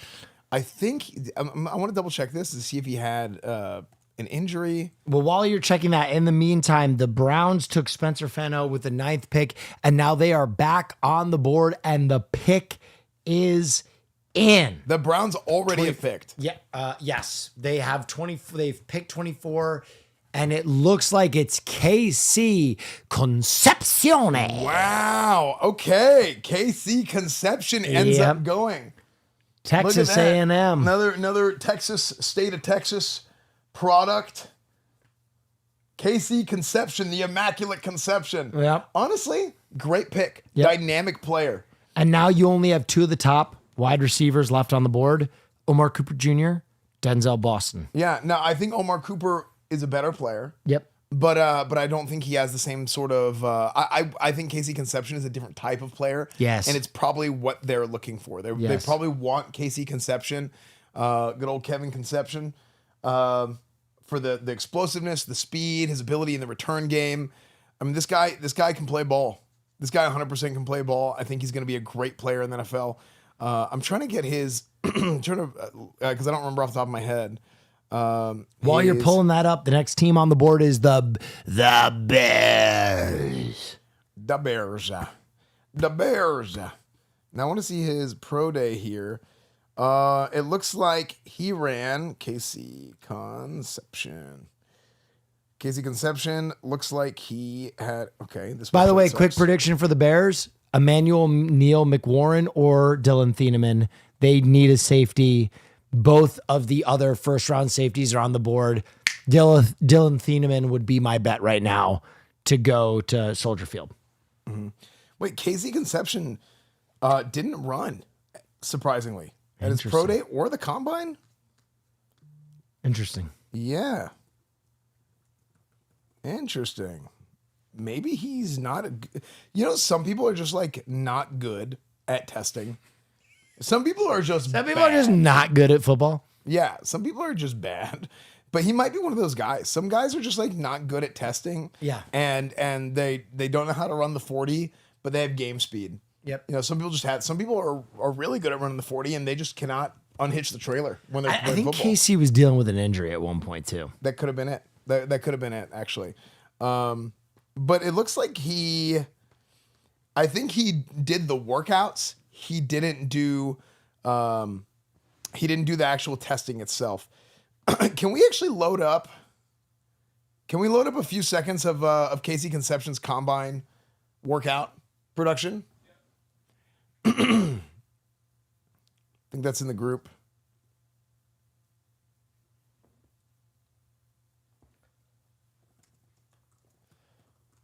Yeah, I want to take a look at this guy. Casey's a baller. Do not worry. Yeah, no, 100%. I do think he is. This is a guy who can play football. So this is from the this obviously this guy's explosive and stuff, right? This is some of the footage from his combine workout from NFL Network's YouTube channel, from the NFL YouTube channel. Skip through to some of the workout. But yeah, you can see this here. This is the receiver gauntlet that they run. So he ran the drills. He did the workout. He did not do the testing, from what I can see. And you can see it's different because he's in shorts, right? But the route running, the ability to track the football, people do not realize how hard it is to track a football running. You're running the opposite direction. You have to turn your head around and keep running full speed. I mean, I caught a fade from old Jay Jettis. And it took me like 5 tries because I would, as soon as I turned my head around, I would just like start jogging. Yeah. Naturally. Can I say something I'm a big fan of? Yeah, go ahead. First of all, the character of this kid. I don't know if you saw, but he has a lisp and was ridiculed for a lot of his interviews. And the way that he dealt with people being fucking shitty to him told me a lot about his character. And I just think that this guy is a fucking character pick who loves playing football. When people were coming after him for his speech impediment, I fell in love with him. He was a guy that if he ended up going to the Jets, I would have been pounding my chest. I would have been so fucking exciting. And the other thing I would say, it's time to have another good afro in the NFL. Look at that fucking afro. That thing is glorious, man. Picked out, full, round diameter, absolutely glorious. I think he's going to be a great, great receiver in Browns country. He's going to be awesome in the dog pound. Yeah, I think it's gonna be great. I think, dude, the Browns have done well. Yep, Deshaun Watson got a new great weapon. Yeah, and this one's not in the massage table. Yeah, yeah. Yeah. Sorry. It was a stuttering issue, not a lisp. Stuttering, Correcting. Yeah, I mean, either way. I mean, it's your point still stands, right? Yeah. It's like a guy who's gonna come out there and he's gonna be able to handle criticism. Yep. So yeah, that's pretty. A stutter? Yeah. I stuttered when I said that, but I mean, I feel like stuttering happens all the time. Yeah. I mean, people are just shitty for Yeah, people anything. are just losers. Ladies and gentlemen, the Bears. The Bears. Man, dude, the Bears. You want to talk about a team that's They are around? celebrating. They are celebrating in a this. team that has turned it around Yep. over the course of the last few seasons. Yep. Really coming to a head this season. The Bears notoriously absolutely blow in the draft. Yep. These guys screw up every single draft ever since I've been paying attention until recently. And it's finally panning out for them. Ben Johnson was a wonderful choice of a new head coach for them, I believe last year. Was his first year, Ben Johnson. Offensive guy, Caleb Williams set a franchise record in passing yards last year with nearly 4,000. Yep. Which by the way says a lot because there's 4,000 yards passing is like par for the course for a lot of people. Yep. But hey, For the Bears, it's big. For the Bears, it's big. And I mean, they've had like, I think the best. Who do you think is the best Bears quarterback ever as far as talent goes? Rex Grossman. Sexy Rexy. I'm going deep. Yeah, I think it's actually crazy to say this out loud. I think Jay Cutler. Yeah. Smoking Jay. Smoking Jay Cutler, dude. It just send it. So I'm getting word. Some amazing talent falls to the Bears. Oh. And they go with the white boy. The safety, Dylan Thieneman. A lot of people said they thought that he could fall to the Bears. There was actually a lot of people that thought if he fell to the Bears, they'd take him. And I love the pick. If that's the case, then that's the case. I love the pick. Yeah, I think Dylan Thieneman is I think he's going to be big. He's time. a dog. I think he's a dog. Fast as fuck, boy. Yeah. I mean, this guy runs a 4.3. This guy's got the agility. This guy's got the straight line speed. Yep. This guy can come and he can play up in the box. Yep. He can play the nickel. He can go deep. I mean, this guy is a rangy player who you can have all over the field. Dylan Thieneman from Oregon is the pick for the Chicago Bears, man. Yes, and with that, now we are in the dying light of our draft coverage of day one, ladies and gentlemen. Let's watch these highlights. We have 1, 2, 3, 4, 5, 6, 7 picks left. Now you can see someone trade up, but let's look at these highlights. What do you see, Look at Coach? this, man. This guy comes across the field. He's not even covering this guy, and he's like, no, we got to get that ball back. Now, of course, he doesn't pick it off, but it's the effort. It's the attempt. Look at him blitz off the edge. Look at that. Look at the pressure. This guy is a safety. He is the last line of defense when you're playing football, and he is the first guy pressuring the quarterback right here. This is a guy who has versatility, which is one of the most valuable things in the NFL these days. The offenses are getting faster. The players are becoming better at doing more things. And on the defensive side of the ball, when you can match what they're doing on the offense, oh my gosh, that was unbelievable. Unbelievable. The way, can we go back? Can we rewind that? Just show that one more time, dude. Oh my gosh, look at this. The way he goes, he comes up to play the run. He's that cat player in pursuit. He keeps his eyes up. Wait, no, it's a pass play. And just puts on the rocket boots and flies into the air and plucks the ball. Oh my gosh. That is an exciting white. That's one of the exciting whites. Man, I wanted the Cowboys to take this guy, but look, they got Caleb Downs, so I'm not complaining. But I think Dylan Thieneman, look at him play the nickel, man. Oh, dude, he's so good. This guy can play corner. This guy can play safety. This guy's got it all, man. Yeah. Except for hands. There's a reason why he didn't play receiver. He's got feet for hands. He's got feet for hands, and look, that's how he runs a 4-3. I mean, this guy is just dude, all over the ball. An absolute terror in the defensive backfield. Unbelievable. Can't wait, man. Can't wait to see what this guy does. And of course, Oregon. The Oregon guys are swaggy. Dude, they just always got the swag, man. Yep. Oh, man. Dylan Thieneman. I think that is a great pick for the Bears, man. All right. Texans are on the clock. The Houston Texans, my second favorite team. Yeah, dude, the Texans. The Texans. Let's talk about the Texans for a second. C.J. Stroud. Mm-hmm. This guy went from being like the people's champion as a rookie, first year in the NFL, to now people are like, what is wrong with this guy? It almost feels, a lot of people, they feel like he's regressed. He's gotten worse since his rookie year. Now, I don't know if I necessarily agree with that, but man, it does not look good. I don't know what has gone on with CJ Stroud. I like the guy. The character is good. Yeah. But when it comes to the big game, the pressure situation, this guy he can't connect. No. It just doesn't things just start misfiring. And I don't know why. And it sucks because I think CJ Stroud is so talented and I think he's so good. As an athlete, and he can throw the football. He can just, as soon as it's clutch time, it's rough, man. I went to the Texans Patriots playoff game, which was amazing, by the way. It was snowing. It was beautiful. Like the pictures, we took a bunch of pictures. It was incredible. We did a stream out there, and man, it is just, look at Dylan Thieneman. Look at this guy. Stud. Look at this guy with the aviators. Stud. Aviators and the pop collar. Dude, he looks like he's going to Miami. Yeah. Best available players still. Jermod McCoy, Emmanuel McNeil Warren, Avion Tyrell, Denzel Boston, Aamoir Cooper Jr., Kendrick Fulton, Caden McDonald, Peter Woods, and Caleb Lamu. All guys jockeying to get into the end of the first round. I would be surprised to see Aamoir Cooper fall out of the first round. Yeah.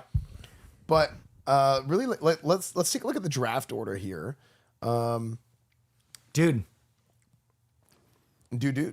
All I'm saying is the biggest slider of the day is Jermod McCoy, who is evaluated around the 12th overall player.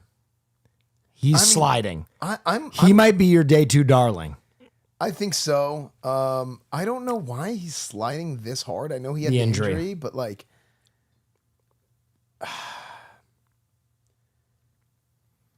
I mean, so Malachi Lawrence, I want to go back to the Cowboys pick of Malachi Lawrence. Yep. Malachi Lawrence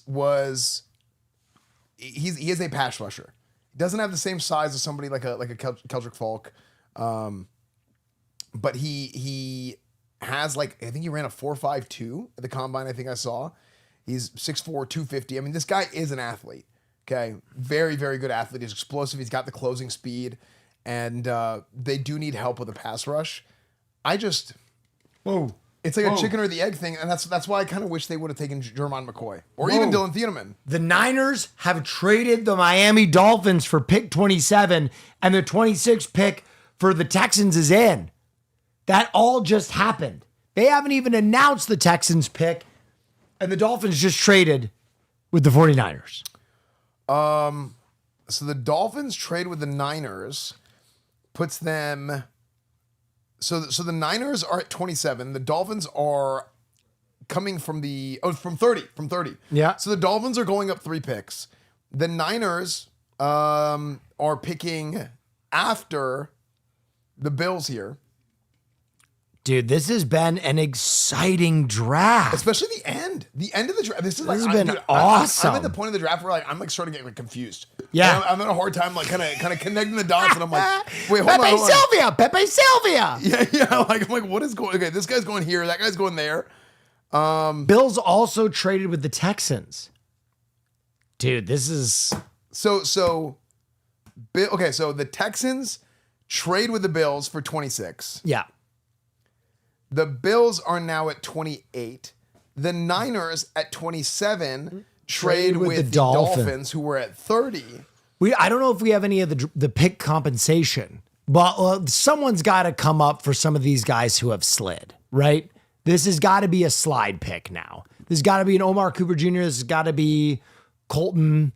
This has got to be Kendrick. I mean, I think the Texans either you're looking at, man, do they go receiver? They could go Aamoir Cooper. Aamoir Cooper would make a lot of They sense. could also go O-line.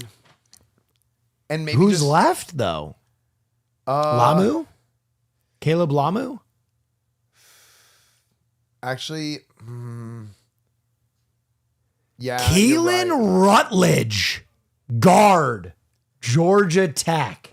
Keelan Rutledge. Okay. Wow. Dude, I was so tackle-brained that I wasn't even thinking of the guards. Keelan Rutledge. Look at this guy, chat.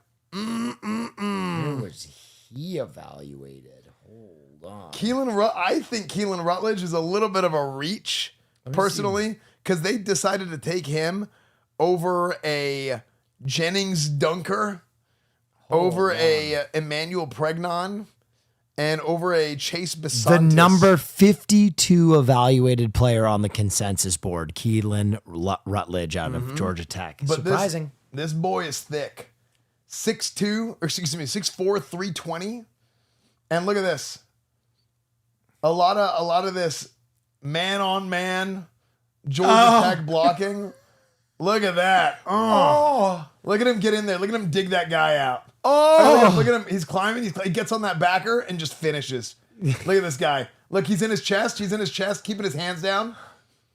My Boom. God. Just drives. Look at him just driving at this guy. This is a pass play. Look at him right here. Another pass play. He's okay. Is that an exciting white? It is. The exciting whites don't get to play O-line. That's not for the O-line. That's just a white boy. But look at him drive. Look at the hip drive on this guy. Look at him pull. Pull, clears that guy out. Good. Look at him keeping his eyes up, climbing to the second level. You're digging this guy. Oh man, this guy, because this guy's a run blocker. Exciting run blocking is so exciting to watch because you can like feel a guy through the video. Oh. You know? Like you can see that dude and just be like, this guy is mean. This guy is nasty. Do we have either trade comp for either of those trades? I don't. Let's see if we can get it. But yeah, I mean, I am kind of Oh, surprised. Dolphins get number 27, number 138, 49ers. Oh, I lost it. Texans got 26 and 91 for 28, 69, and 167. Whoa. That's a lot. They're giving up a lot. Dude, people kind of just throw around like 30 and 90 to the 49ers. people are just draft picks. Dude, I want my Jets to throw some fucking dick around here. Yeah, this is kind of wild, like how much they're just like throwing things around. The Jets could use a Colton Hood. Colton Hood. Oh, my brain is full of holes right now. I'm sorry, I've been drinking. They could use what's his face? Jermod McCoy, sorry. Oh, yeah. I mean, so right now at 27 is the Miamis. So the Dolphins are picking. Now the Dolphins could go, there's a few different places the Dolphins could go here. They could go, I mean, I think the Dolphins will go with Jermod McCoy. Yeah. I think the Dolphins need help in the secondary. So if the top two safeties are gone, that leaves your corners. For your corners, that leaves. Let me take a look at the board here. Who did the Dolphins pick? I don't think they've picked yet. Pick is in. Jermon McCoy, Colton Hood, like you mentioned, Avion Terrell, Chris Johnson. Actually, good pick. Ooh. Okay, so Chris Johnson is a guy that we haven't talked about yet. Chris Johnson is kind of weird because I feel like people are either sold on this guy as he's going to be the next big thing, or they hate him. It's really like, from what I've seen, it's one or the other. Because there's some times where like the measurables are great. Yep. Height, weight, speed. He's got it all, right? He looks great. He's fast enough to follow a guy down the field, to be able to cover a guy down the field. But sometimes he has like these lapses in judgment when he's covering, where it's almost like he's like deciphering what the receiver is doing. Right? Receiver breaks on a route and he's like almost like, wait, what's happening? Even right there. Yeah, he just kind of stopped his feet. He kind of stopped his feet. And I mean, I don't know if that's, I don't know what I would have called that, if I would have called that a penalty or not. But there's times where like, it's just kind of like, it's like somebody hit the damn pause button, or somebody put him in slow motion. Oh man, look at that. Let's go back. Let's go what back. A stick. Bring that back. This is exactly what I'm talking about, where people either love him or hate him. It's encompassed right here, where he's playing so far off and he doesn't make a break fast enough, but when he decides he's going to finish that guy, he just drives right into him, right? An exclamation point on that tackle. And that's a great hit, man. Physical play at corner, and there he is, scoring a touchdown. By the way, now that people are kind of reaching for line, my guy in the second round might sneak his way into the end of this first round. I'm talking about Jennings Dunker out of Iowa. Have you seen him? The big red mullet? Yo, I love Jennings Dunker. Yeah. I love Jennings Dunker, man. Man. This guy, Jennings Dunker, is like... That's my guy. The social media team is going to love this guy. Whoever drafts him, they're going to have a field day. Yep.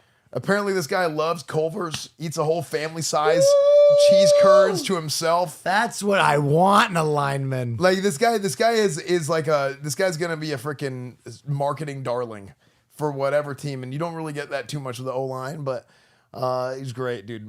Red-headed mullet. I mean, this is great, man. 5 picks left, ladies and gentlemen. Let me remind you, we are an independent broadcast. Thank you so much for showing up. But if you are watching in either my channel or Esfand's, and you have a Prime available, go ahead and dump it, because we built this set at fucking Goodwill, ladies and gentlemen. Look, hey, and we'll give you guys the long and the short of it right here.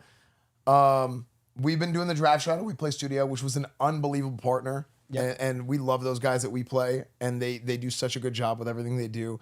The fact of the matter is, on an industry level, things go up and down. It's expensive, man. Those big productions are expensive.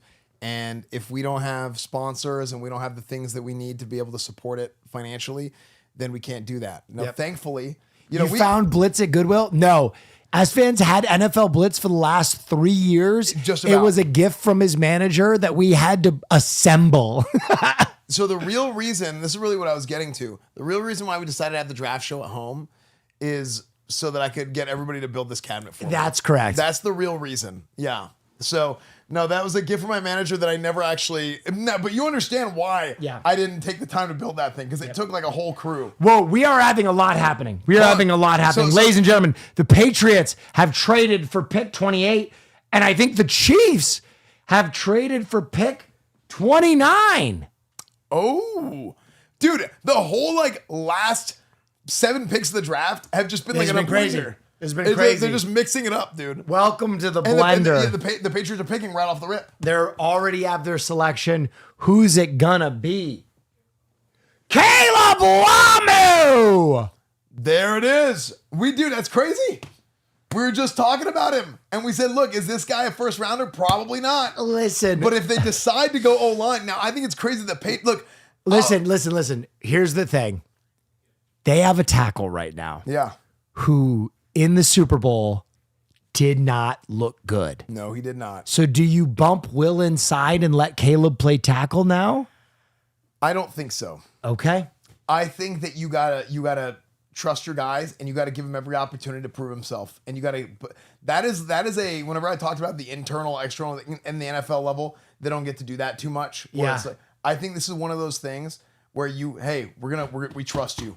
We're gonna ride you out, and we're gonna give you every opportunity. So what are they? So you think Will Campbell's gonna? You think this is their tackle duo for the next 10 years? I think the what the Patriots are looking for is some protection, because Mike Vrabel, I don't know if he's been using it, and that's really what they're looking after. I mean, with old Rossini over there, that's why they wanted to get some protection up front. This has nothing to do with football. This is not a football pick.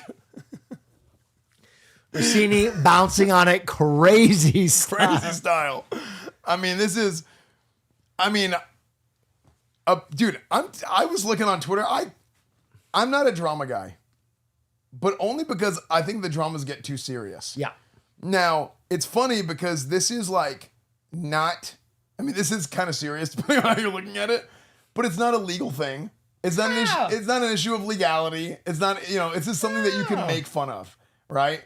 And I love dramas that there's no legal whatever. And Vrabel had to get his dick wet. Yeah, he did. And she had to name her son after him, which is insane. Now, that might be a reach, right? Because Michael's not the most rare name in the world, right? It's a pretty common name. But man, apparently they said this thing has been back to 2018. This has been a thing. Hey, diabolical. Amazing. Ladies and gentlemen, the Chiefs, I believe, have traded up, and the pick is in. So The pick is in. maybe it's Diana.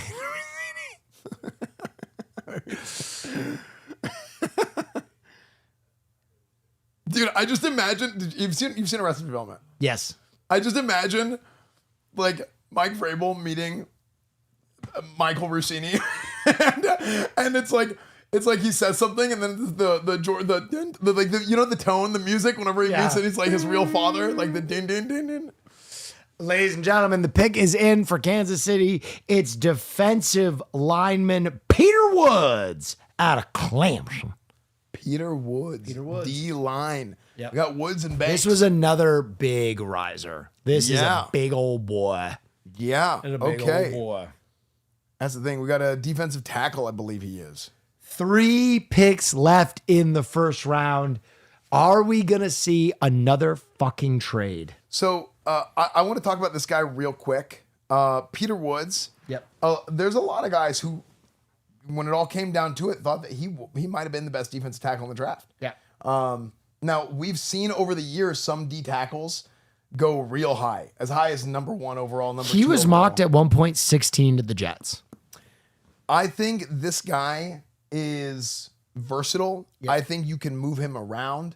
I think it just showed a play of him standing up in as a defensive end, as a stand-up defensive end. But this is an interior pass rusher. Yep. Okay, this is a guy who is 6'3", 300 pounds, 315, in that range. So he's like the prototypical 3 technique. Yeah. Okay, so this is a guy who, if you're in a 4-3 defense, he's going to play that 3 technique. He's going to play on a guard.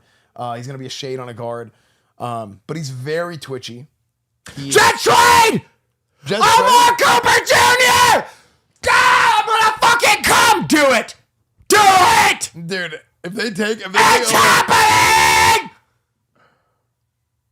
Is it coming? Oh my god. Oh my god! Please. Dude, please. I'm Dude, letting you spot me. Oh, I will spot you. Dude, what if they try to just blow it? Oh, please don't do that. Please don't do that. Dude, I think they're gonna go. Oh, the pick is in! No, it's in. It's in. If it's Carson Beck, I'm gonna kill Carson Beck! No. The Jets take Carson Beck! I'm joking. I'm trolling. You're sick! You're a sick fuck! You're a sick fuck. Dude, I almost cried. That's crazy. Bro, I literally haven't felt that way since I heard that this second tower got hit, bro. That's crazy. That would have been a low light for New York City. Oh my God. Here, spot me. Hold on. Sit here. The Jets have drafted Carson Beck. Wait, this. Oh my gosh. The Jets have traded back in, and the guy they were supposed to take at fucking 16 is on the board. Oh, let's see it. What's the compensation? Give me Aamoir Cooper Jr. Put the fries in the fucking bag, little bro. Let's see it. Here it comes. Dude, if it is Carson Beck, the stream's over. I'm gonna apologize. I want to apologize ahead of time if it's Carson Beck. The stream's over. Because I feel like there was a degree of manifestation that occurred. Please don't do that. Put the fries in the fucking bag, little bro. Oh. Darren Muji, put the fries in the fucking bag. Oh my gosh. Apparently, Mekhi Lemon was on the phone with Pittsburgh, and then Philly traded up to get him. Oh my gosh. That was such a nasty joke. Look, I wanted to say something that would have been absurd, but believable, but there's no way they actually do that. Please. I think if they go Aamoir Carson Cooper, Beck is so bad. He's so bad. Yeah, I'm not a Carson Beck guy, but if they take Aamoir Cooper, that's something to be excited about. If they, especially since there's been other cases. Is it in? Aamoir Cooper Jr. Aamoir Cooper Jr. Put the fries in the fucking bag. Let's go, dude. Good pick, dude. Amazing pick. Guys, I'm so sorry. I know I've been screaming a ton. But what a draft for the Jets, man. Dude, what a draft in general. The end of this draft has been so good. Let's take a look at Aamoir Cooper here. Look, this dude is an absolute fucking freak show. The number one option for the number one quarterback, Fernando Mendoza. He's a bulldog. Yeah. I mean, I'm telling you, this guy, well, he's a Hoosier actually, but this guy is I think, one of the safest picks. Son of a bitch. You're like, what are you talking about? Yeah. Dude, your facial expression was so funny for a second. No, but this guy is one of the safest. I think he probably is the safest pick at receiver. Yeah. Where there's no real downsides. This guy's got the size. This guy's got the body control. He's got the hands. This is going to be a good receiver in the NFL. Dude. And he might not be what Jordan Tyson could be, but any team in the NFL should be happy a with new this guy tight end 1 and a new wide receiver 2 in New York. They're bringing in some weapons. Kenyon Sadiq and this guy, the Jets. Most mocks had the Jets taking him at 16. They trade into fucking pick 30 and they get their guy. Yep. I could not be happier. Listen, Jets fans, I know you're here. I know you're here. I know there are a lot of bitter, joyless fuckers in this chat who will tell you not to be excited tonight. Be excited tonight. That is fucking awesome. I need to know the compensation. Did they trade 33? I don't know. If they held on to 33, this is an all-timer. It says they traded a first next year. No. 33 this year. Stop. Piece of shit. Piece of shit, dude. No. That's the second time you fucked me up in like 10 minutes. But look, man, like this guy, Aamoir Cooper, 6 foot, 200 pounds. Okay, they traded 33 and 179. Yep. That's not bad. It's what is that? They held on to their other second round pick. Hey, yeah, I'm all right. Not bad. Yeah, not bad. But no, Aamoir Cooper, like I said, 6 foot, 200 pounds, ran a 4.40. He's got a 37-inch vertical at the combine. I bet Jets Twitter is going fucking No, I crazy. think it's a great pick. I really do. And here, looking at some more of his highlights, look at how this guy comes across. And I want to point out one thing with him is the route running. Yeah, I think the route running with this guy is good, but he's criticized a lot of times for being too slow in and out of his breaks. Okay, because he has all the physical traits, but this is something that might be able to get cleaned up with coaching. I mean, that wasn't really a great one because that was kind of like a weird dig. Because it was kind of like that route was like it was more curved off. It's not like a you're not really breaking here. So let's watch this here. Out of the slot, he kind of rounds off the routes a little bit, but look at the effort, man. Look at the effort. This is going to be a good player in the NFL. I think this guy can.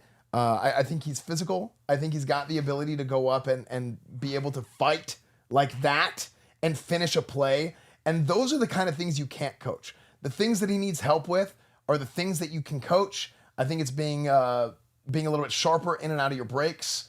He is a good route runner, but I think whenever he's the most impressive is whenever the ball is in his hands. I'm typing up a storm right now. We have another trade. Titans have traded to number 31. Dude, this draft is fucking crazy. Oh, yeah. I mean, this many trades at the end of the first round is wild. Guys, if you have sat around with us tonight, you are watching a fucking instant classic draft. Oh, 100%. This is an instant classic. Yeah, the end of the draft, I mean, the last few years, I feel like the last few picks were just kind of like, okay, you take this guy, and we kind of like, I mean, I think it was last year, we kind of just hung out in interviews. Yeah. For most of the time. We had call-ins, we had guests. I don't think we would have had any time for guests this year. No. At all. No. This is insane. This is fucking madness. Yeah, this draft is crazy. You guys are watching an all-time fucking classic right now. Now, real quick, I do want to say, because we started talking about this a little bit earlier, about the show this year and some of the stuff, and I just want to finish real quick before we go on to the pick and everything else. Number one, like I said, the We Play studio was wonderful, was amazing. Those guys are great. Yeah. It's just the nature of the industry right now. Things are tough, money's tight, economy, yada yada yada. Everybody knows it. And that's just kind of where we're at. But you guys being here and you guys watching the show, I mean, there was a point in time where I was on the phone with Will and we were talking about the scenarios. This was maybe like a month and a half ago, I think, almost 2 months ago, where we're going through the scenarios and like the doomsday scenario, it came up. We're like, is there a chance that we don't do the show this year? And we were both like, there's just no way we can't not do the show. We've done it for 4 years. Like, it's just like, Listen, I love working with this guy. He's one of my best friends, and being able to do this with him is awesome. And we love you guys. We know that it's so fun, man. There's a contingent of people on Twitch that love football, and there's an expectation that we do this show. Yeah, and the fact that you guys all showed up and did this with us, 100%. It means a ton. As I said, if you enjoy the show, drop a prime, tweet about it. It helps us, bro. It's going to help us next year. It's going to help us do stuff in the future. We want to do Thursday night football commentary on this platform. Yes. And the more people that are vocal about us getting to do this instead of people that don't really give a shit means the world to us. I mean, I remember when I was fortunate enough a few years ago to get the NFL deal, right? And I got to do the Thursday night football thing. And I remember we were talking, and I think that was the first year we did this show. Yep. And I was like, man, we gotta be able to put this in front of Twitch. And what I was hoping for, and this is going back to what you were saying just now, we're like, man, what if Will and I could react to it together? We both get the deal. Do commentary. Yeah, but and I want to do that so bad, man. Yeah. I think that would be amazing. Yep. And the Twitch does a great job with their Guys, thank you the for all the Prime Vision. gifteds, by the way. We fucking love you. Yes, Appreciate thank you guys so much for all the subs and the gifted and everything. It's hard to go over it now, like during the draft. By the way, Kendrick Falk. Keldrick Falk from Auburn, defensive end. Keldrick Falk was just drafted. And just to finish my thought, again, thank you guys so much. Thank you guys for supporting us. Thank you guys for allowing to do this. Thank you guys for showing up and believing in the content and believing in the actual meat of what we're doing here. And a major thank you to the production, man. I mean, Haas, Philly, East, of course. Yeah, I mean, let's get a W Philly. Let's get a W Haas. Let's get a W East for all these guys. Basically, it was a 3-man operation this Chunky year. Spaceman beforehand. Oh, yeah, Haas and too. Chunky Spaceman. Big thank you to Chunky Spaceman.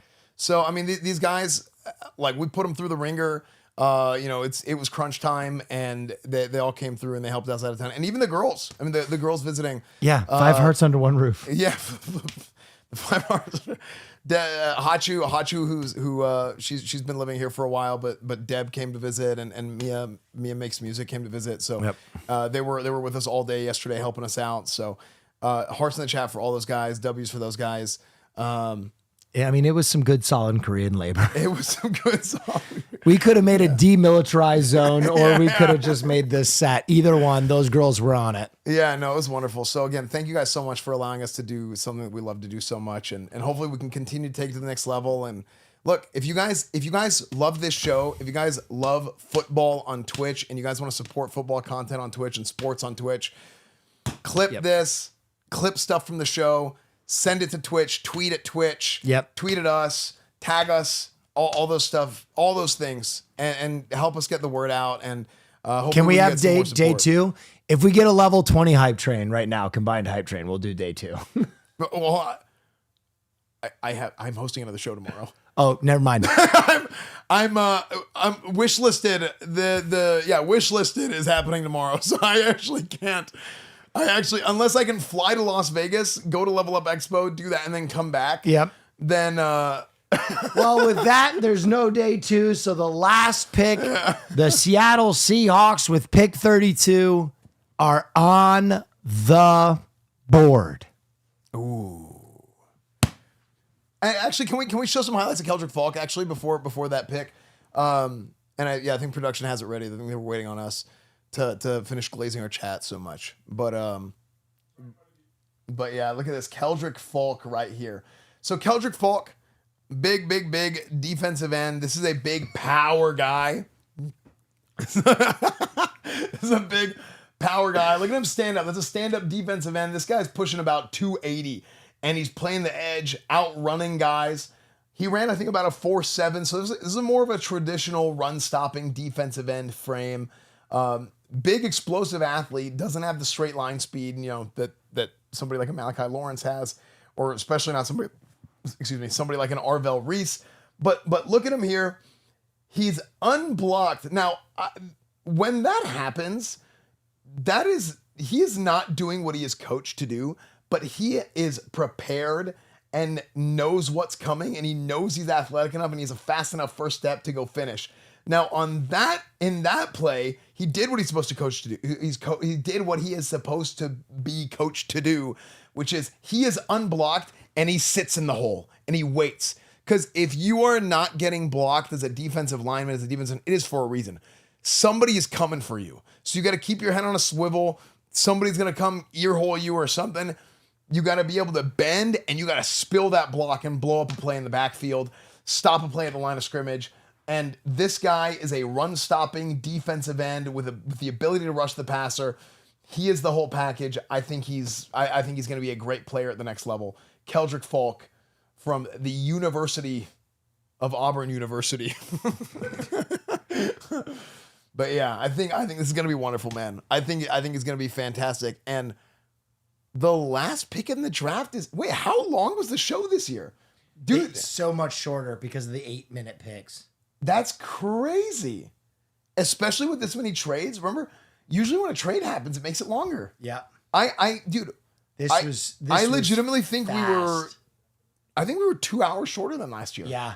This was fast. This was last year we had a 5-hour show. How many picks were there total? I think there were like 7 picks or 7 drafts or trades. That was crazy. How many trades were there? 7? Let me look. Is there a player Esfand doesn't like? That is a great question. There were 1, 2, 3, 4, 5. Usually not in the first round. 6, 7, 8, 9, 10, 11, 12, 13, 14 total picks traded in the first round from before and during the trade. That's got to be the most amount of trades. That's total for a first round. Total. Yeah, that's crazy. It's got to be up there. It's definitely got to be the most in the second half of a draft. Yeah, that we've covered. That's crazy. Because most of that 14 is in the second half. Yeah, I mean, it was. There were some before the actual draft happened too. Oh yeah, okay, yeah. But that was even so. That's crazy. 7 different teams picked twice in the first round, most since 2022. Yeah, this was an exciting, dude. Yeah, there are some teams that are just. There's some fan bases right now that are just kicking rocks because they didn't get anything on round 1. Yeah, that sucks. Yeah. 8 trades today. 8 trades today. What a night, man. And our last pick, and you know what else? The TV broadcast is in line with our man on the ground that we have. Yeah. Now, who do you think they take? Oh my God, the Seahawks, they're good at everything. So you just go BPA. I mean, I'm trying to think of who's still available. I mean, if we go look at the big board, key acquisitions and departures, what do they have?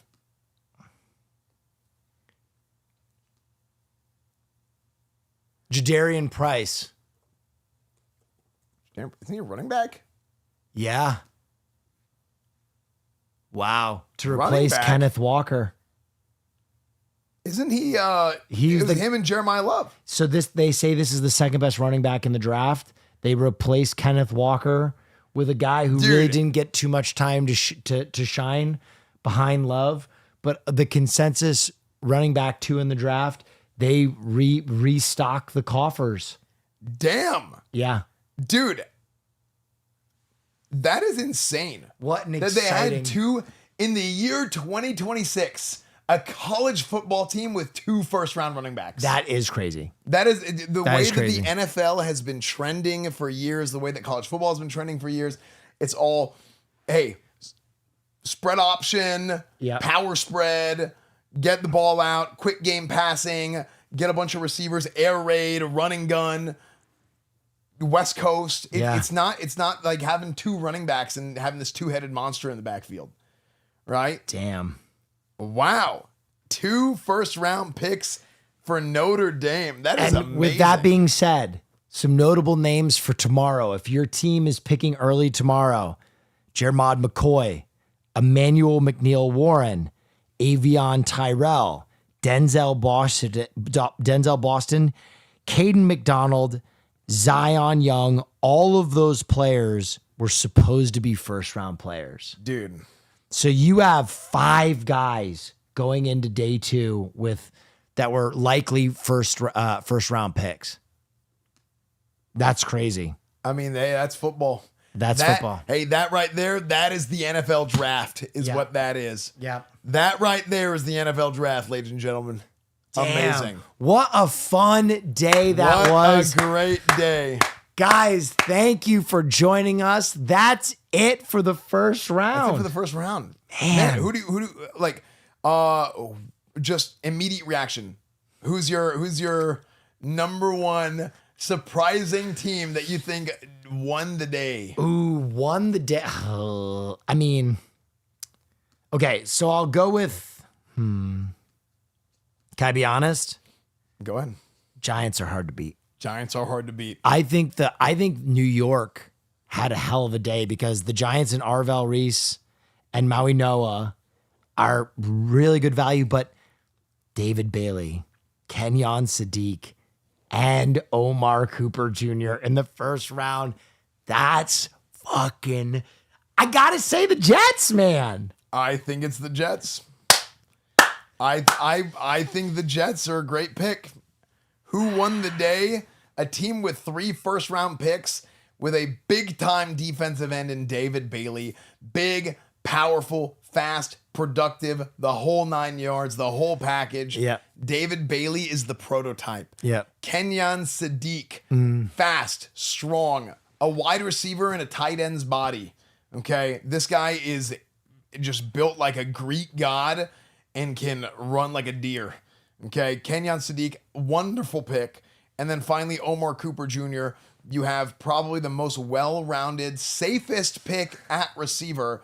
He's got all the intangibles. He's a little bit weak in some spots that you can coach up. Yep. Nothing that this guy needs work on is uncoachable.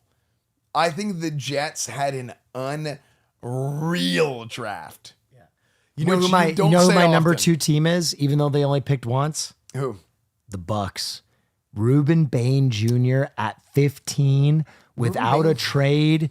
That is phenomenal value. Reuben Bain was a good one. I think the Browns picked up some stock in the later because they have 2 third rounders coming up now. They have 3 fifth rounders.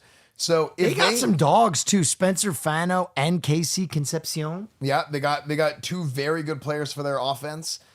Spencer Fano is I think probably the most versatile, well-rounded offensive lineman. I'm not surprised that he was the first one taken, I believe. Yep. So I wasn't surprised at all to see him go in the top 10. Casey Concepcion, explosive athlete, great receiver. Yep. And then we talked about the Giants a little bit. The Giants, I'm pulling up their guys. They got Arvell Reese and Francis Maui Goa. Francis Maui Goa, road grader, offensive tackle from Miami, who's a great pick. This guy's going to be great in their scheme. They want to run the ball. They want to build around Jackson Dart. They want to build around Cam Scatteraboo. I mean, this guy, if you're Cam Scatteraboo, if you're Jackson Dart, or if you play for the New York Giants right now, you're excited. Because you got a badass pass rusher. You got a badass line. He's a hybrid player, really, Arvell Reese. He's going to be good no matter where you put him. Yeah. And then you have another guy, Francis Maui Goa, who's going to make your entire offense better. So someone asked best players tomorrow. Now, there are the guys who slid. I already listed that. But my best day 2 guys are Jeremiah McCoy. I'm also going to put Denzel Boston and Emmanuel McNeil Warren in that conversation. But then I think the guys that are probably your best day 2 guys are Anthony Hill Jr., an absolute freak linebacker. From Texas. Yep. CJ Allen, another freak linebacker, and Jacob Rodriguez, the third of that 3-headed monster at linebacker. And then the other guys that I think are going to be steals day 2 are Emmanuel Pregnon, who's a guard, and my guy, Jennings Dunker. He's the best of the rest of the line. So there's a lot of talent day 2. If your team is selecting tomorrow, there's a lot that could go right for you. Yeah, I'm excited to see how this goes, man, because there's a lot of really good day 2 talent. Like, there was a lot of talk about, this isn't a really very good first round of the draft. Yep. And that may or may not be valid. We'll find out in a couple years. We'll see. But I think as far as the mid rounds and kind of the second, third round goes, I think there's a lot of talent still on the board, especially at linebacker. You talked about CJ Allen, but man, Jake Golday from Cincinnati is another guy. Jake Golday, That's your guy? I think Jake Golday, linebacker from Cincinnati, is another guy who can play. So I'm excited to see what happens with him. Oh, D'Angelo Pons too. Someone mentioned he's dope. Mm-hmm. Yeah, there's a lot, man. There's a lot of opportunity here, and damn, it really is a shame that we don't. I can't believe the Jets got Kenyon Sadiq. Like, the Jets, for the first time I can remember, have a legit TN1. Like, they have a tight end 1. They have their guy at tight end. Dude, when's the last one? Kellen Winslow. Yeah, and forever. Even then, Kellen Winslow Jr. was like, I think he had one good year, right? Okay. Who is your worst pick of the day? Worst pick of the day. I have mine. Let me scan the first round here. I kind of I didn't really like the Caleb Banks pick for Minnesota. Mm-hmm. And I also Keelan Rutledge, I think, was a little bit of a reach. I would have loved to see a Jennings Dunker there, but I might just be, drinking the Kool-Aid for the marketing team, and spilling all the food on the ground just now. But yeah, I would say probably the Caleb Banks, the Vikings pick. My least favorite of the day is Mansour Delane. Really? Yeah, I think the Chiefs did not have to trade up for him. I think the Chiefs did not have to trade up. And they coughed up a lot to me. Listen, I like the player. I like the fit.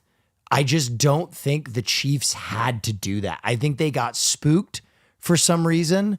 And it just feels like instead of waiting and picking the guy, they coughed up 3 picks to go get the same player they could have just taken. Yeah, I think that was a mistake. I think as far as I would actually agree with you. That was probably the worst play made today. Yep. That's the worst play, but I think Caleb Banks is probably my least favorite player in the first round. Yeah. And again, it's not that he's bad. It's just that I think they reached for what you're getting with him. The other team that I'm a little surprised by is the Rams not trading down before taking Ty Simpson. Well, maybe they tried. Now, actually, no, didn't they pick like right away? They snapped that. They immediately. they I think wanted they probably could have traded down. I don't know, as low as. I mean, I think they could have traded down significantly and still gotten Ty. But maybe they heard something different. Maybe they heard the Jets were feeling froggy. I don't know. Yeah, man. You know what's crazy? I just want to bring this up again. Yeah. Ty Simpson was a 5-star athlete coming out of college or coming out of high school. So to put that in perspective, there's so few actual like 5-star recruits. Yeah. Like if you look 2026, 5-star. Bro, I'm looking at the Jets draft and I honestly can't believe it. Oh, their draft. This might go down as the best draft they've ever had. I'm absolutely juiced. Yeah. So I'm looking at this in the entire country. When it comes to recruiting, there were this year 32 5-star players. Mm-hmm. So when you are a 5-star quarterback, so let's take those 5-star players and how many of them are quarterback? We're looking at. There are 3 5-star quarterbacks coming out of high school that are this year in 2026. Mm-hmm. So Ty Simpson, 5-star quarterback, goes to Alabama.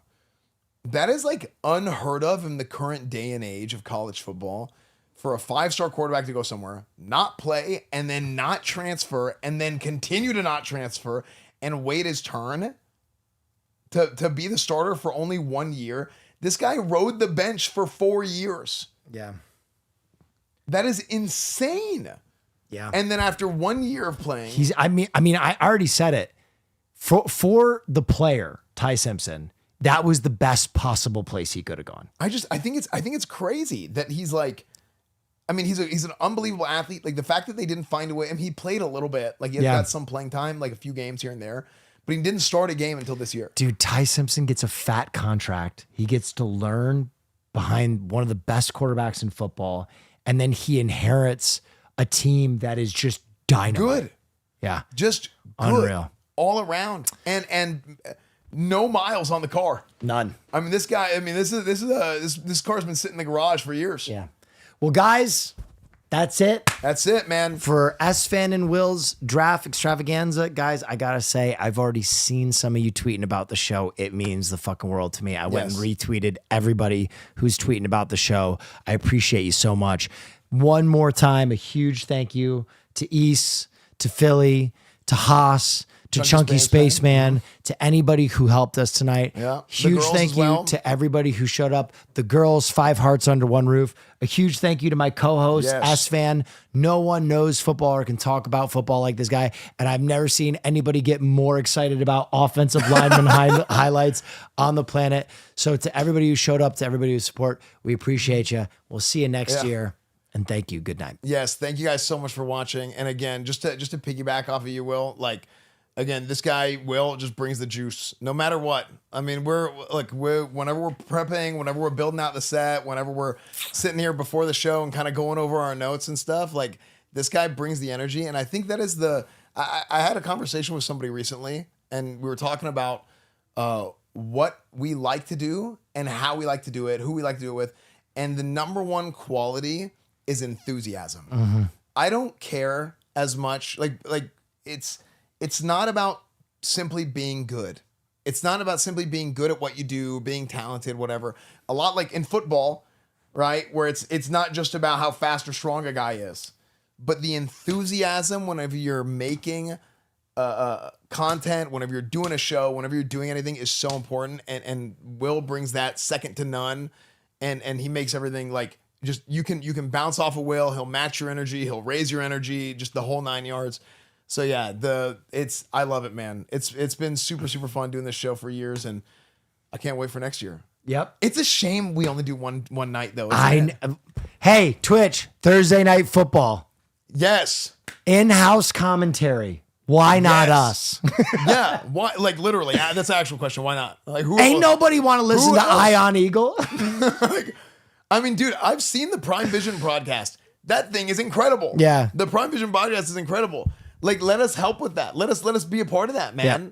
I mean, we're like, I mean, we've been doing football. We've been doing sports on Twitch when nobody was doing it. That's right. I remember I had my green screen starting to the Coach Esfand stuff. I had big streamers telling me, why would you ever do sports on Twitch? You're an idiot. Yep.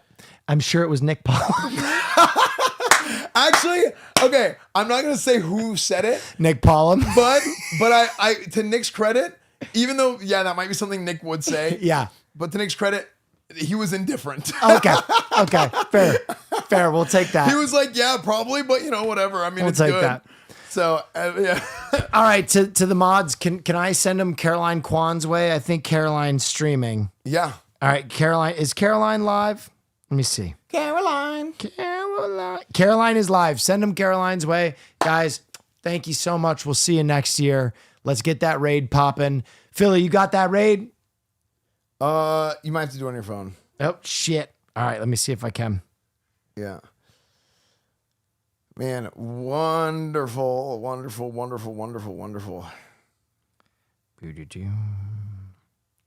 man. Raid Caroline. Caroline. That's in my head. Caroline. You already have a raid in progress. All right, we're good. Good. All right, we got to clean up these goddamn wings. We got to clean up these wings, but you know what I think we're not going to clean up? What's that? This set. That's right. I think we leave the set here. Yeah, I love this set, man. Doing it's our own comfortable production. too.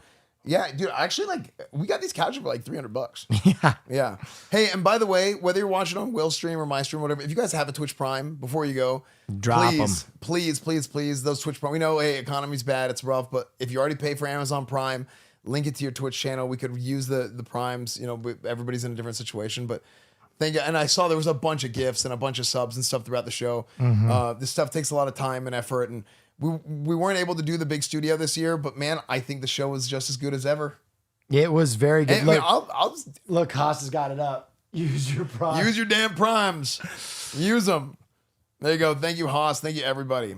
Wow, look at that. They're rolling in. MK Ultra Wide. Thank you. Sniffy. Thank you so much. Stephen K7. Thank you. Right at the wire. All right, guys. Adios. Guys. Thank you, Vinny. Thank you, everybody. All right, I think we're clear. Okay. Hey, Philly, can you end the stream? Yeah. Go to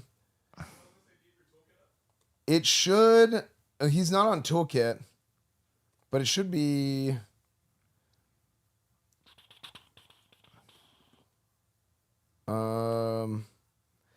It should say Will on the multi-stream, and you can end it there. Here, I think I can end it. Yeah. Let me do it because I think I can end it.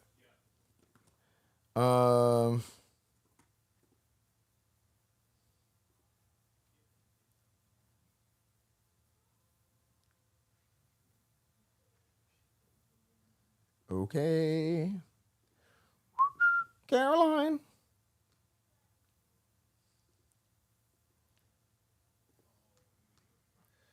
Okay. Dude, that was so fun. Holy fuck. Dude, yeah. We To the speakeasy. About 6'4", 251 pounds. He's an incredible power player. on. Are we off? Are we off? If he gets his hands on you, his hands are like clubs. Quite literally, he can attack and Dude, destroy attack. this freaking. Okay, let's see.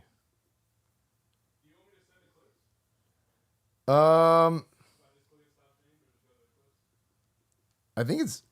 Hold on, is the mouse moving on the screen right now? Look at the top of the screen. The top screen.